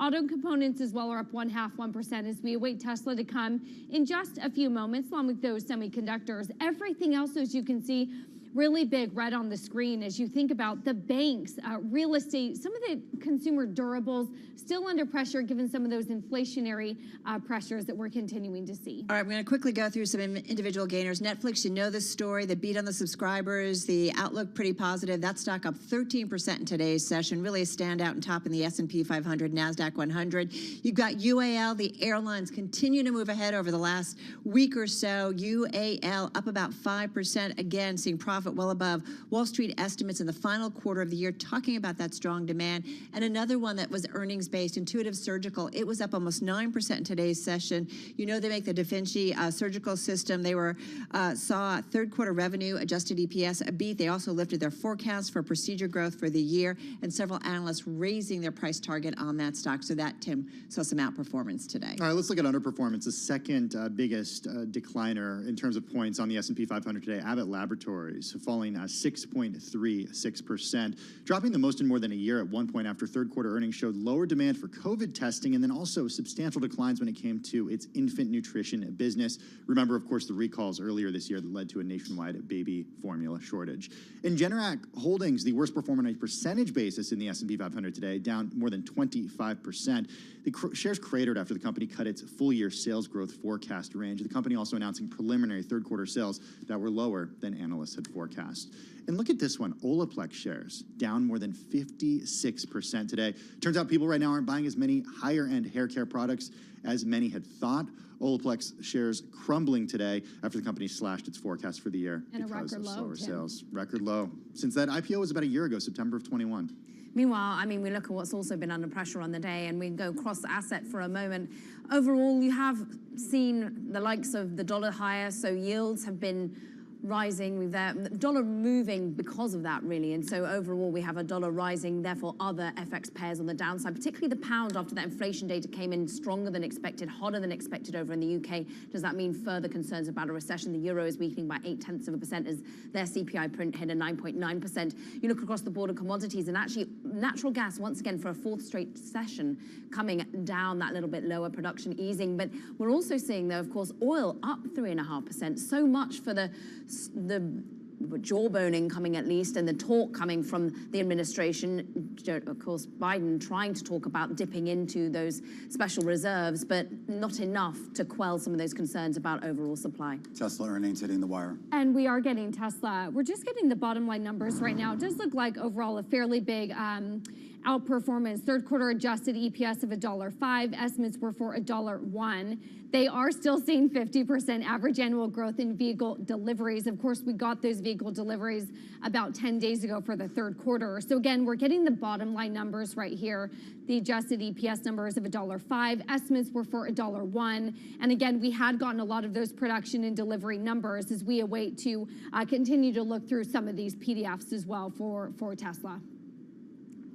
really pleased to say that we can bring in Ed Ludlow right now. I know that you too, my PDF has been stuck in a spinning wheel. Ed, yours too may be doing that as well. But what do you make of at least sort of the third quarter revenue numbers that we're getting here of about $24.4 billion? Yeah. And at least some improvement on the bottom line. Yeah, this has become the story for Tesla. They're beating on the top and bottom line despite difficult macro conditions. Reiterating the guidance of average annual growth of 50% is very important. Why? Because in the first 9 months of this year, they were tracking at around 45% growth. So the street was looking to see if they could signal they'd make up that lost ground in the final quarter of this year. The final point that jumps out at me is this release on page 2 of 29 is that they talk again about the issues they faced at the end of the quarter, the higher elevated logistics costs of moving vehicles from A to B. And remember, when it came to the delivery numbers for the third quarter, they missed because they said there were a number of vehicles in transit and the cost of moving those vehicles was becoming unpalatably high. So, top of mind as we start to, also go through this release and then hear from certainly more of the investment community on this. I mean, what's top of mind for you as we go through these numbers? Yeah, the granularity when it comes to Tesla earnings does not tend to come from Elon Musk. It tends to come from Zach Kirkhorn, the CFO. He addresses the issues and headwinds facing margins pretty head on. He talks about input costs traditionally. He talks about what Tesla's doing to leverage long-term contracts on metal supply. It looks like on the bottom line, they're holding up pretty well here. We know that they potentially left money on the table if we believe the Elon Musk narrative around demand still being there. That leads to the next question, which is, if they are going to make up ground in the final quarter of this year, is it by ramping up productions at those newer plants in Austin, Texas, and near Berlin in Germany? And therefore, what does the outlook for 2023 look like? But these numbers on the face of it look pretty good. Yeah, well, let's actually get through to some of these numbers here. 3Q automotive gross margin at 27.9%. I think this is interesting. I know, Taylor, you're probably looking at this here with the free cash flow coming in at about $3.3 billion. That's a little bit higher than street estimates. And Ed, I'm looking at this release, and they talk about their cash needs and basically say, they don't really have cash needs. We have sufficient liquidity to fund their product roadmap. And they also talk about this idea, though, about the cost of manufacturing, the cost of operations. And, well, that not only they elevate it, but they think they can sort of make this switch. I guess this switch from hardware-related profits to what they're saying are software-related profits. What does that mean, Ed? Well, probably higher margin business, Ed, but yeah, I mean, it's simple, right? The software revenues are higher margin. Remember that the software revenues relate to full self-driving, and which is largely in testing and beta phase, but you can forward buy it either as a subscription or as a one-off cost. But they seem to be doing well. I see more headlines coming here through reiterating Tesla third quarter revenue, $21.45 billion, slightly softer than street estimates at 22.09. And is that why perhaps the market's not liking what it sees, or is it just the run-up that we've had in the last few days? Expectations were high. I think that we wait for a lot of narrative from Mr. Musk. The street is not sold by the commentary from Musk that the demand is still in place.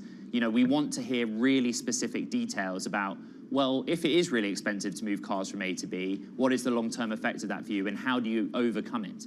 We are getting some breaking news coming from IBM. Third quarter revenue coming in at $14.1 billion. Basically a big beat, and they're actually boosting their full year forecast on the revenue side of things. This is notable. This is a company that's beating by about $500 million. They're actually seeing growth across the board, no matter what part of the business that you're looking at, and indeed across geographies as well. This is a company, of course, that has been facing perhaps some labor inflation, and they're seeing overall a narrative where we're worried about global growth, but they're really seeing some resilience in Europe overall as well. The FX headwind is notable.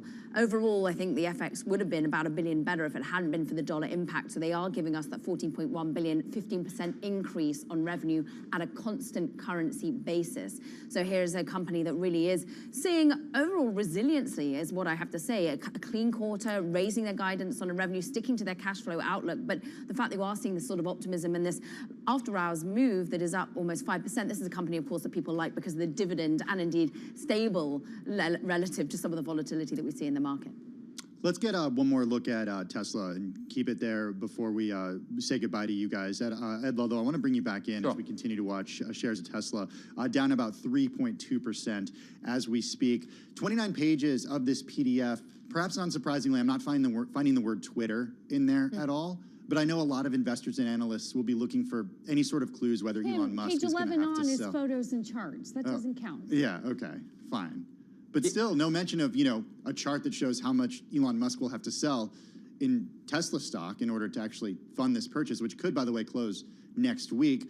Are we going to get any commentary on that on the call? This tees us up nicely, doesn't it? Elon Musk confirmed on Twitter that he would be on the earnings call. Remember the context several quarters ago, he stated that he didn't feel the need to be on every earnings call. I reiterate what Pierre Ferragut of New Street Research said earlier today on the program, which is that Tesla has become a well-oiled machine with or without Elon Musk. And in more recent quarters, we've seen the likes of Zach Kirkhorn, CFO, Drew Baglino, SVP of Powertrain, take a more active role on the call. But of course, the street is going to ask, what happens if you do buy Twitter? Are you going to be distracted, key man risk? And they'll ask the question, one would hope, how much Tesla stock will you have to sell to fund this deal, and what impact will that have? All right, Ed Ludlow, thank you so much. Tesla shares down more than 4% on that third quarter revenue miss. We'd also want to point out IBM continuing to rally about 5%, boosting their year forecast. And Lam Research also came out, a beat on both the top and the bottom line. That stock is up about 3%. All right, that's a wrap for our cross-platform coverage. Radio, TV, YouTube. We have counted you down to the closing bell on this Wednesday.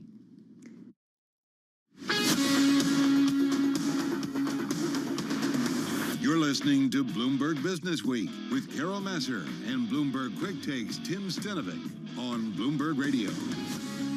All right, you are listening and watching Bloomberg Business Week. Our thanks to our TV colleagues breaking down the earnings. But again, Tesla, let's just rehash, down about 5% in the after hours. That was a revenue miss for this company. A revenue miss, but also automotive gross margin coming in lighter than expected, 27.9% for the third quarter versus estimates of 28.4%. So that's not helping the situation at all either. We did initially see shares spike, but then they moved lower, down 5% right now. Yeah, that went away really quickly. And you want some more color when it comes to Tesla. Like, what is it?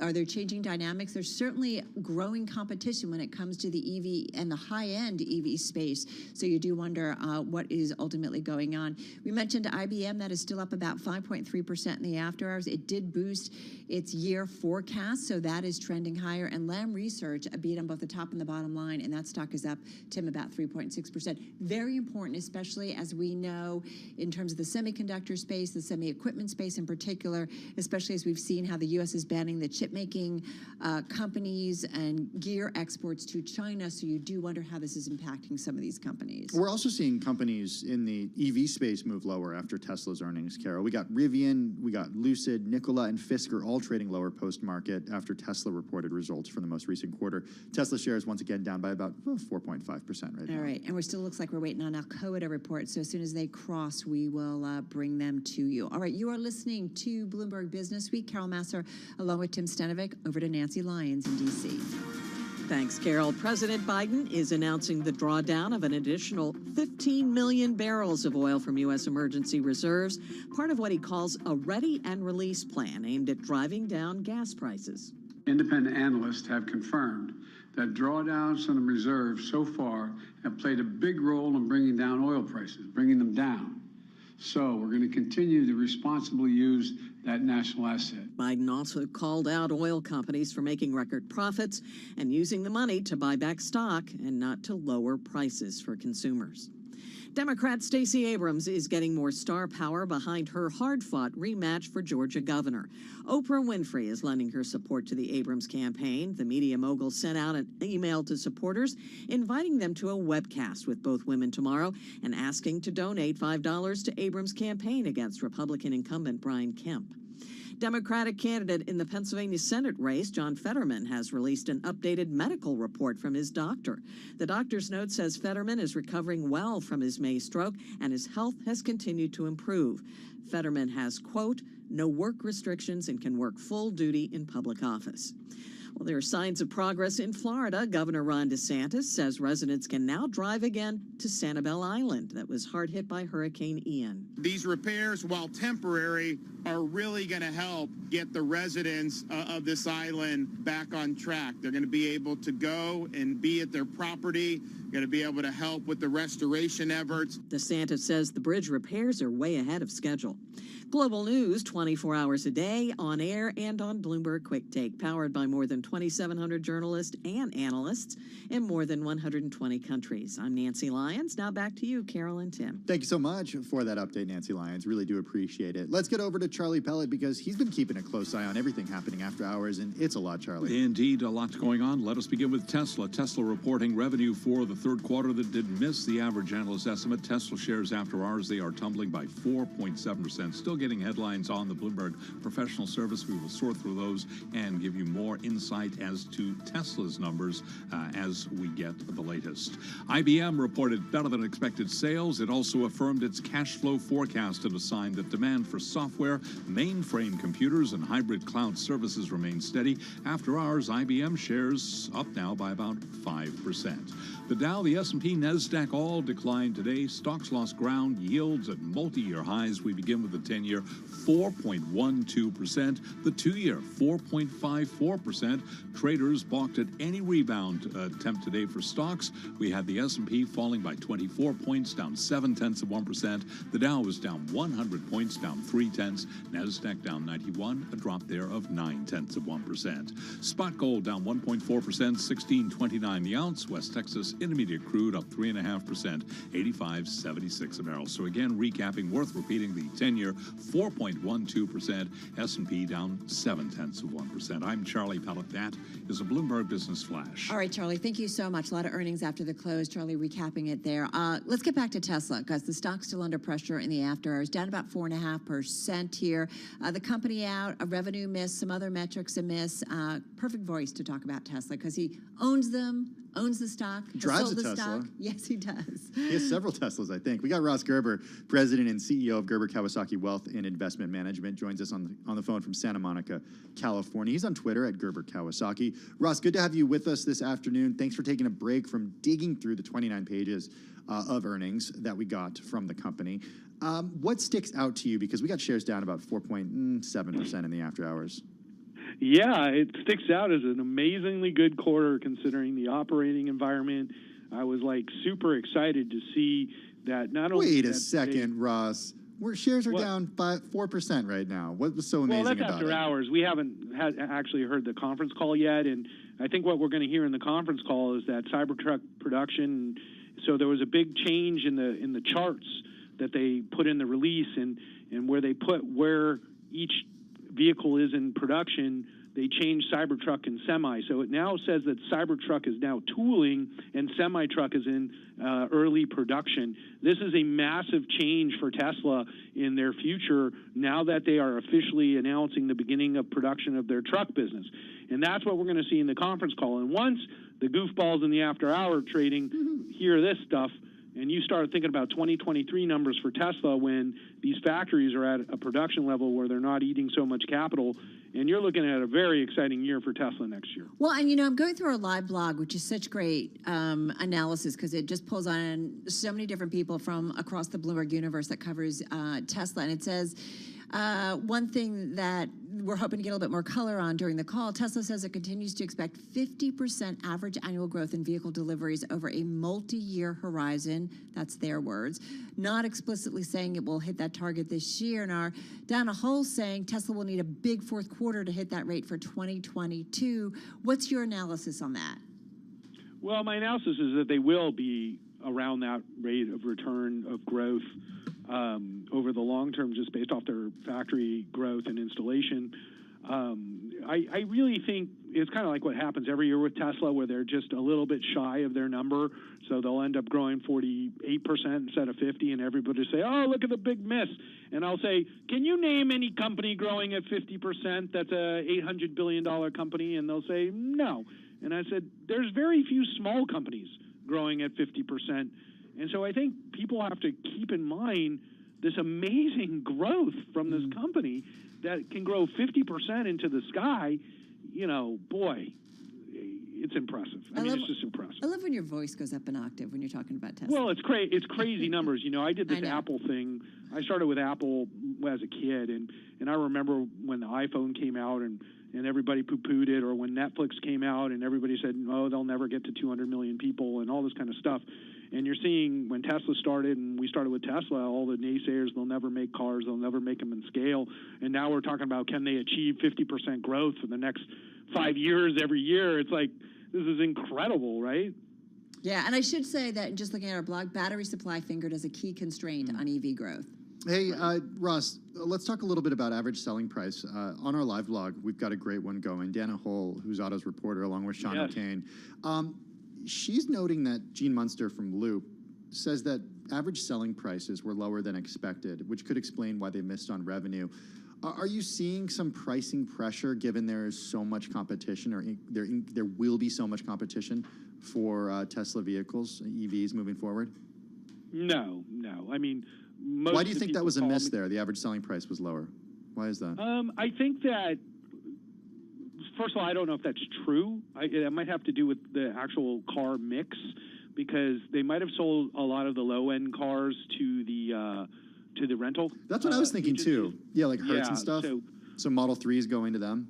And for a deal, they have to fill some of the order to Hertz and stuff. You know, like they can't just like not make them.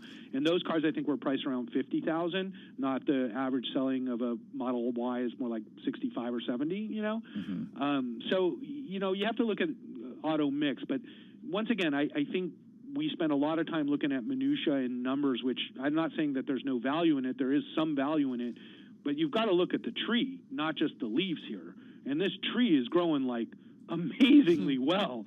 And so there's little things you can nitpick at. Why don't they nitpick at the $3.2 billion in cash flow, which is up substantially from last quarter?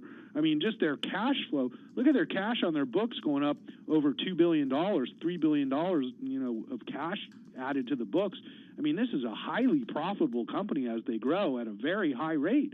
I mean, these are important things for investors to really think about. All right, we're talking with Ross Gerber, co-founder, president, and CEO at Gerber Kawasaki Wealth Investment Management, on the phone from Santa Monica, California. Hey, so help me out here, Ross. The stock's down, as we said, 3% in the after hours. We'll see what the trade is tomorrow.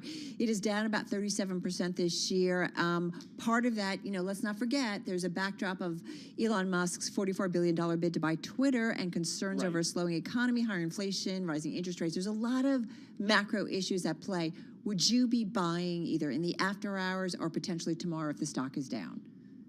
Well, I never buy anything in the after hours, and I caution investors to do that because it's such an illiquid market. So I think it's a dangerous thing. But we are typically buyers of Tesla when the valuation reaches this level.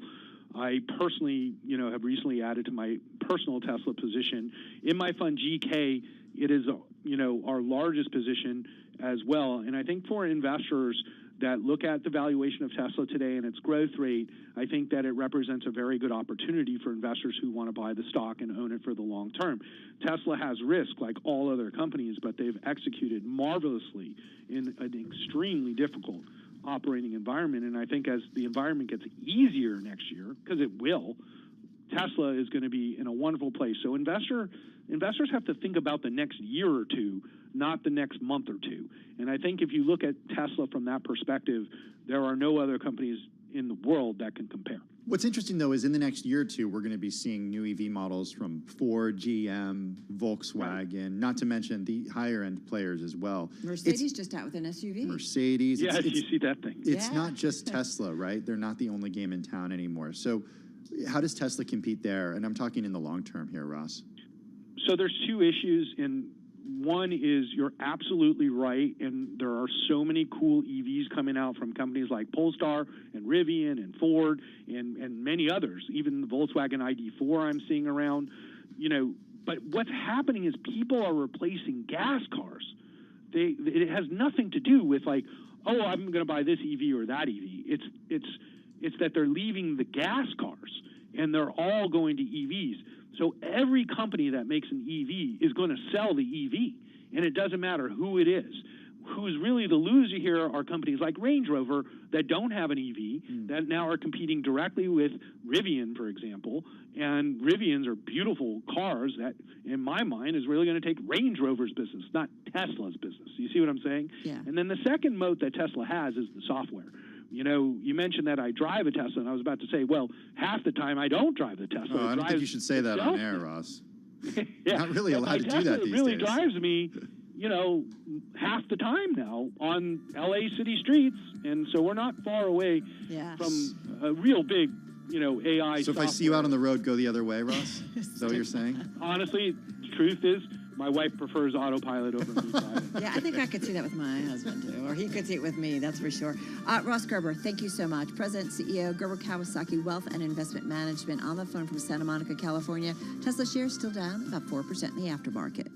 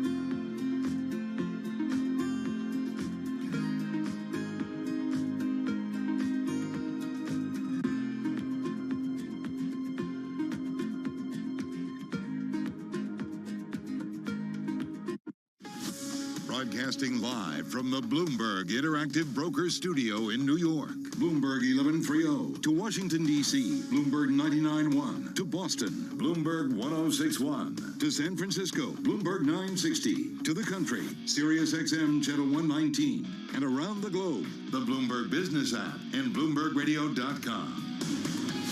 This is Bloomberg Business Week. Yes, indeed. Earnings season, we are off and running. We talked about Tesla, that stock under pressure in the aftermarket. Not under pressure in the aftermarket? We got IBM up about 3.5, well, now 3.8%. We're going to be speaking to Anurag Rana, Senior Software and IT Services Analyst for Bloomberg Intelligence in just a minute. First up, though, Charlie Pellet, lots happening. Indeed, and that's why our listeners rely on Bloomberg for the very latest and up-to-the-second information. Let us begin with Tesla. It's reporting third-quarter sales that did fall short of Wall Street estimates, citing the dollar's growing strength, along with production and delivery bottlenecks. Now, Ross Gerber is president and co-founder of Gerber Kawasaki. He is awaiting the investor call for more details about accounting in the company's truck business. He was our guest moments ago right here on Bloomberg Business Week. I think what we're going to hear in the conference call is that Cybertruck production, so there was a big change in the charts that they put in the release and where they put where each vehicle is in production. They changed Cybertruck and Semi. So it now says that Cybertruck is now tooling and Semi-truck is in early production. This is a massive change for Tesla in their future now that they are officially announcing the beginning of production of their truck business. And that's what we're going to see in the conference call. And we also have Rivian and Lucid also leading EV stocks lower after that Tesla report. Tesla shares again down by 4%. IBM, we've got more on that coming up in just a moment. Better than expected sales, and we've got IBM shares up by 3%. Alcoa posting a quarterly loss. Alcoa after hours plunging now by 9.8%, also out after the close of trading. Lam Research up now by just about 1%.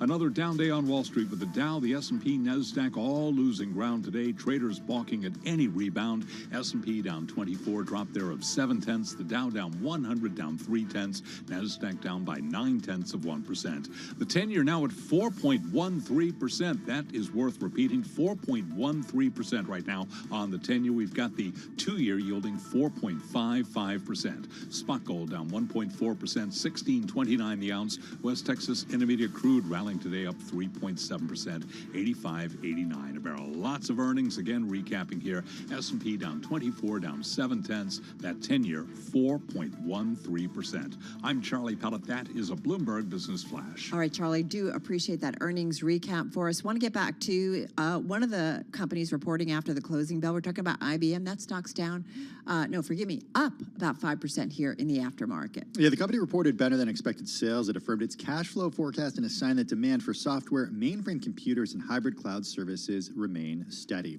We've got Anurag Rana with us, Senior Software and IT Services Analyst for Bloomberg Intelligence. He's with us in the Bloomberg Interactive Brokers studio. So you've had about 25 minutes to look through these earnings. What sticks out to you, Anurag? I talked about the company affirming its cash flow forecast, and obviously investors are pretty happy with what they see, with shares up close to 5%. What sticks out to you? So the consulting growth is really strong. Software growth is really strong. Red Hat is really strong. So I would say this is really reassuring for all enterprise tech spending companies that, we haven't seen a slowdown yet. I think it's going to come, but so far, so good for enterprise tech spending. The one question that we do have is that they're taking up revenue guidance for the full year, but they're not taking up free cash flow guidance. So I think they're going to explain quite a bit more on the call of why that's the case, whether it's rising costs or any other reasons. All right, so that's significant. I do wonder about, how do you think about IBM in the bigger, broader tech space here, right? This was a company that you go back 20 years and it was just, so much a part of the market landscape, the tech landscape. Or 100 years. Or 100 years. You can go back that far. Safe to say we think about it differently. Yeah, so I think IBM has always had a good record of reinventing themselves. But I would say that somewhere in the middle of 10, 15 years ago, they got into this whole run of, trying to figure out more buybacks or earnings bridge and other things rather than figuring out where the next big investment is going to come from. So financial engineering versus... Yeah, you could say that, but I buybacks and things like that. But I would say that the Red Hat acquisition has changed the shape of the company, the way it looks, the way it's embracing their rivals, because they're never going to be able to compete with either Amazon Web Services or Microsoft in cloud computing. But what they have found is through Red Hat, a nice way to sell a hybrid cloud solution or a product to enterprises where they're saying, you will still maintain a very big on-premise presence. Why don't you use the Red Hat architecture to build a hybrid cloud environment where you can use your on-premise world as well as connect it to Amazon or Microsoft if you need to. What about its AI technology? It's something that the company's talked up a lot, at least on the public side of things, for the last decade or so, or even longer than that with What does Watson. it do for the bottom line? Exactly. Yeah, those numbers weren't that impressive. They were single digits. Wow. But once again, Red Hat was very strong, 17-18% in constant currency. That's a very good number. The AI part, again, I wouldn't fault them quite a bit. I think they had the right technology, but the use cases are very difficult to find in that case. It's not as, I would say, broadly accepted at this point.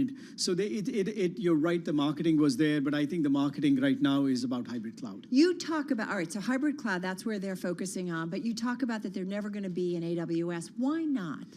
Well, because they are not in that business, to be very frank. But should they be? Nobody should be in trying to compete with AWS or Microsoft in basic computing. In basic computing, it's like electricity. You don't want to be in the electricity generation business. You want to provide some value add. You want to provide a white glove service to customers. And I think that's where IBM is because of two reasons. You're going to get higher margins on it. You don't need to spend that much capex to develop data centers around the world. Now, Amazon and Microsoft's point of view, we just want to be the world's computer to do all the processing. We don't really care what you build on top of it. Yeah. So it's two different mindsets, and I'm really glad that IBM is working very closely with them, because if I go back 6-7 years, they really wanted to take these guys head-to-head at that point, and I think that was not a smart strategy. Well, investors certainly liking their strategy right now. Stock's still up just shy of 5%. We got to talk foreign exchange here because the company does get about half of its revenue from outside the U.S. Gosh, the concern started about a little more than 6 months ago when we got that warning from Microsoft about what the impact of a strong dollar would be. How did IBM fare?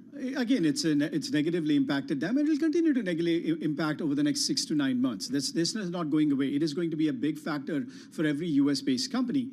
But the question is it changing the behavior of enterprises? Not yet so far. Meaning is a enterprise outside of the U.S. going to buy something from IBM because it could look expensive? Yes, but that's not happening at this point. It will eventually in next year, because the problem happens is every year companies decide on a tech budget. That happens usually Jan, Feb, March timeframe. They spend that money throughout the year, then the next year they come back and say, well, what are we buying this year? We've had a very good cycle of 5-6 years of very strong tech spending, but we go into next year, I think the companies will say, you know what, maybe we hold off on upgrading something for another year or so because that product in their local currency is becoming more expensive. Now it's up to the companies to figure out how they're going to price some of these products. So I think so far so good, but I think eventually it will hurt. All right, great analysis as always. Anurag Rana, he is our Bloomberg Intelligence Senior Software and IT Service Analyst joining us here in studio. IBM shares still up about 4.8% in the aftermarket. Let's get to world and national news, and Nancy Lyons in D.C. Hey, Nance. Thanks, Tim. Russian President Vladimir Putin is doubling down on his invasion of Ukraine and extending martial law for the 4 regions he illegally annexed. The actions come as Ukrainian forces continue to press their advance against his troops. Putin told Russia's Security Council today existing military law regimes in those 4 regions should be extended. President Biden says it shows that Putin's only tool is to brutalize Ukrainian citizens. British Prime Minister Liz Truss is standing defiant against calls for her to resign. Truss faced her critics during a stormy session of Parliament today, telling members she's a fighter, not a quitter. I have made mistakes, but the right thing to do in those circumstances is to make changes, which I've made, and to get on with the job and deliver for the British people. Truss has come under fire for her failed economic plan. Even members in her own party are calling for her to go. Democrat Stacey Abrams is getting more star power behind her hard-fought rematch for Georgia governor. Oprah Winfrey is getting behind the Abrams campaign. The media mogul sent an email to supporters today inviting them to a webcast tomorrow and asking for a $5 donation to Abrams' campaign against Republican incumbent Brian Kemp. Abrams has been leading in the fundraising race by about $17 million, but is trailing in the polls. Winfrey is just the latest star to get behind Abrams. Singer John Legend's been sending out fundraising appeals on her behalf for weeks. In Washington, I'm Nathan Hager, Bloomberg Radio. Global news 24 hours a day on air and on Bloomberg Quick Take, powered by more than 2,700 journalists and analysts in more than 120 countries. All right, you are listening and watching Bloomberg Business Week. Excuse me, drinking a little bit of water there. You got to take a sip of water every once in a while. This has been a busy Wednesday. So much going on with the earnings. This story came across your radar. Yeah, I mean, anything Charlie Wells writes is just something worth reading. Wealthy investors telling UBS why they split inheritances unevenly. Charlie Wells writes that when it comes to who will inherit more in a family's estate plan, being trustworthy and offering care may pay off a lot. Awkward. A new survey by UBS Group AG details the awkward explanations and uncomfortable realities wealthy families face as they formulate their estate plans. The Swiss bank polling 4,500 people with at least $1 million in investable assets around the globe, and here's what they found. 2/3 of investors say they struggle with dividing their assets fairly. Half said their heirs simply don't know how much wealth they even have. Mom and Dad, Grandpa, Grandma. What's your net worth? I'm not going to tell you. Nearly the same amount said their heirs didn't know where all their wealth was stashed, and 42% of benefactors said they don't have up-to-date wills. Justifications for uneven inheritance varied. A full 80% said they chose to favor some heirs over others because they had closer relationships. That's like asking me to say who's my favorite child. Well, you only have one right now. I do. That's true. 3/4 Stay tuned, maybe. Maybe. 3/4 said the favoritism came from trusting particular heirs more with money. 74% gave a very straightforward answer, quote, they took more responsibility caring for me. Oh, yeah, look at this. We have a closer relationship. We said 80%. Different generations will receive different amounts. I trust them more with my money. They have a greater economic need. What is this? Is this, 75%? Oh, yeah, I guess in that's each of them. respondents. Yeah, they took more responsibility caring for me. We just talked about that, 74%. They live in a way that more closely matches my values, 73%. The trick is, though, you got to communicate. Both benefactors and heirs said that they think having more open communication could help. What do you think? I don't know. You're not saying anything. You're one of how many kids? One of 7? I'm one of 7. My parents were very fair. My mom even had That's a what book you to make think. sure she kept it very fair. This is Bloomberg.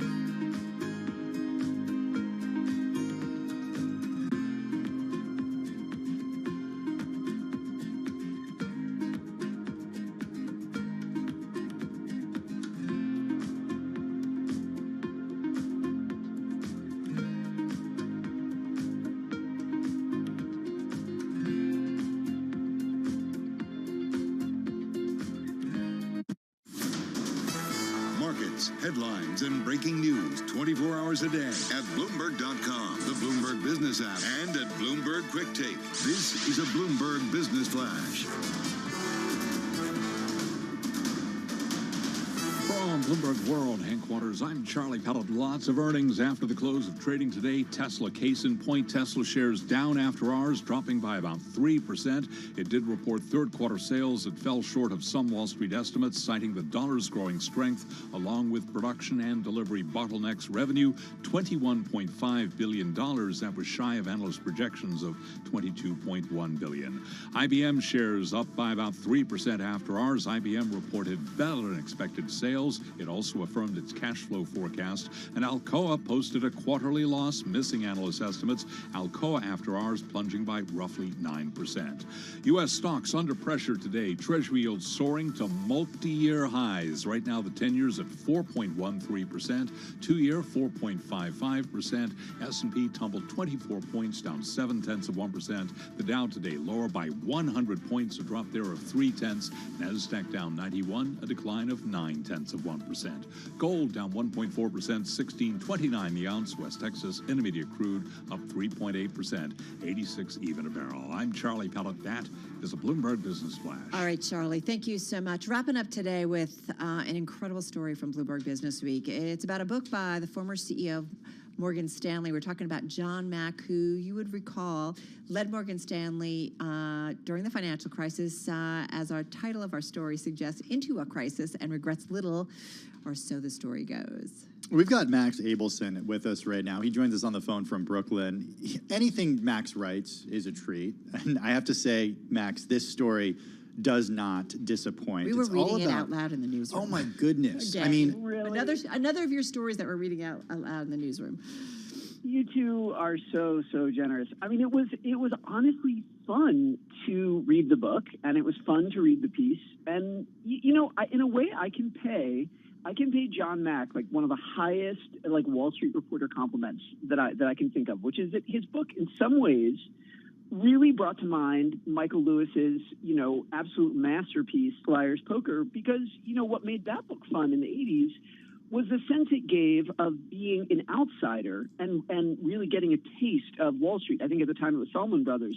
And Mac's book is sort of like a cousin to it, but you get to hear from the boss, like the John Goodfriend, I think, in Liar's Poker. You really get to hear his internal monologue, and that made it really fun for me. Well, what is his internal, how do you describe his internal monologue here? Because this is a guy who's, he's pretty complex, like all of us. There's this, outward sort of, if you show up to work wearing shorts, he'll report you to your boss. He'll, if you're away from the desk, he'll push everything off your desk. But he's also a jokester, right? Putting salmon sushi inside phone pieces for a few days before they start to smell. Max, how would you describe what goes on internally?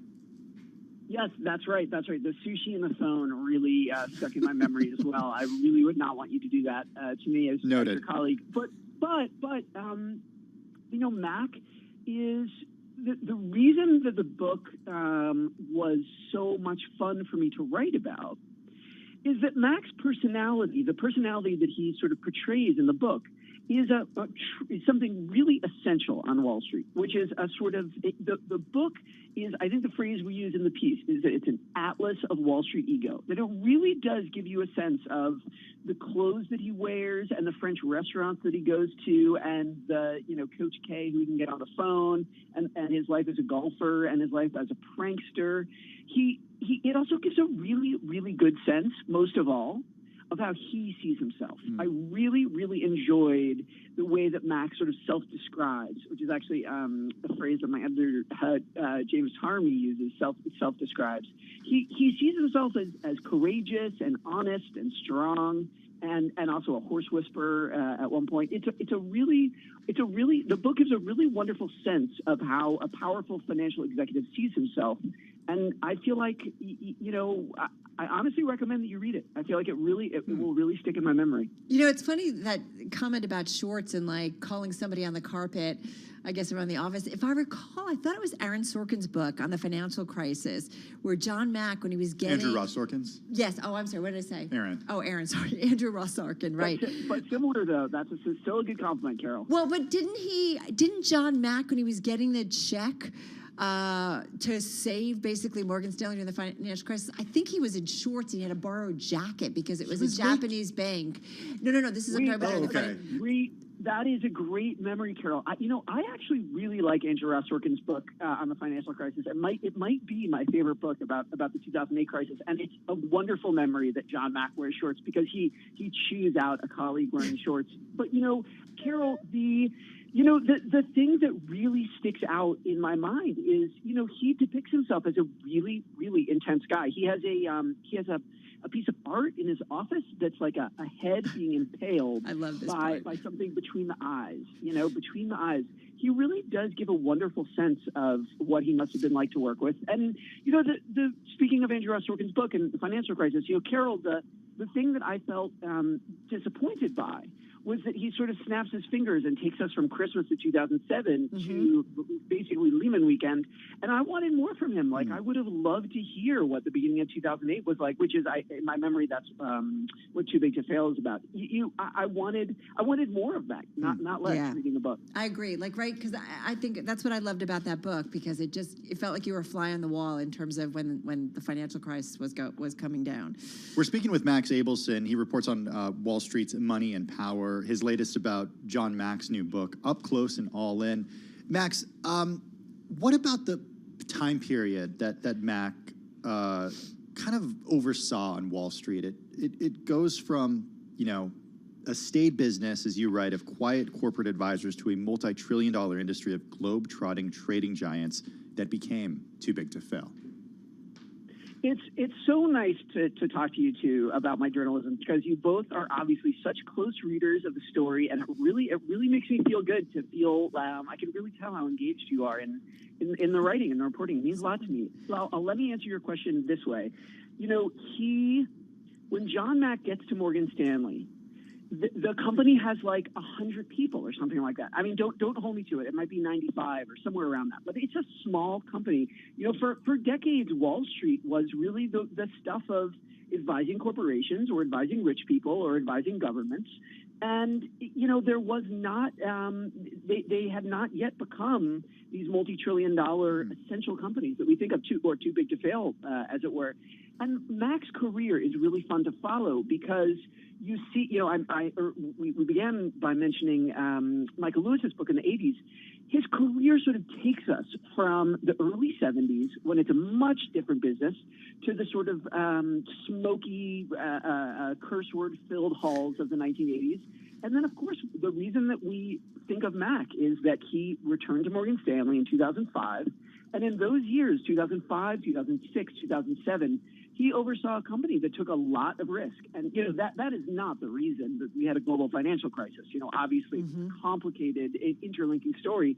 But Mack's era at Morgan Stanley really typifies an era of risk-taking that obviously led to bad results. And, I have to say, he does address that. He addresses it briefly. He moves on pretty quickly. But he does say, he basically apologizes for taking excessive risk, which I thought was, really memorable. I also love, his love of a good drink and his love of French restaurants. We're running out of time, but, people read this story. There's a line: the French restaurants would make Patrick Bateman squirm with jealousy. American Cycle. It's just wonderful. Poetry. Max Abelson, thank you so much. Finance reporter at Bloomberg News, joining us on the phone in New York City. It's a great read. It's a great read, and a good recommendation from Max. Read the book. Yeah, I will take that to heart. I want to read the book. I love the insight. Wall Street has changed so much over the past 20 to 30 years. Here we are on a day, 35th anniversary of Black Monday. And you think about, as I said earlier to somebody, we weren't talking about iPhones. We weren't really talking about ETFs. We weren't talking about Elon every day, but we certainly are. Things have changed a lot. Have a great and safe evening, everybody. For Tim Stanovic, I'm Carol Massar. This is Bloomberg.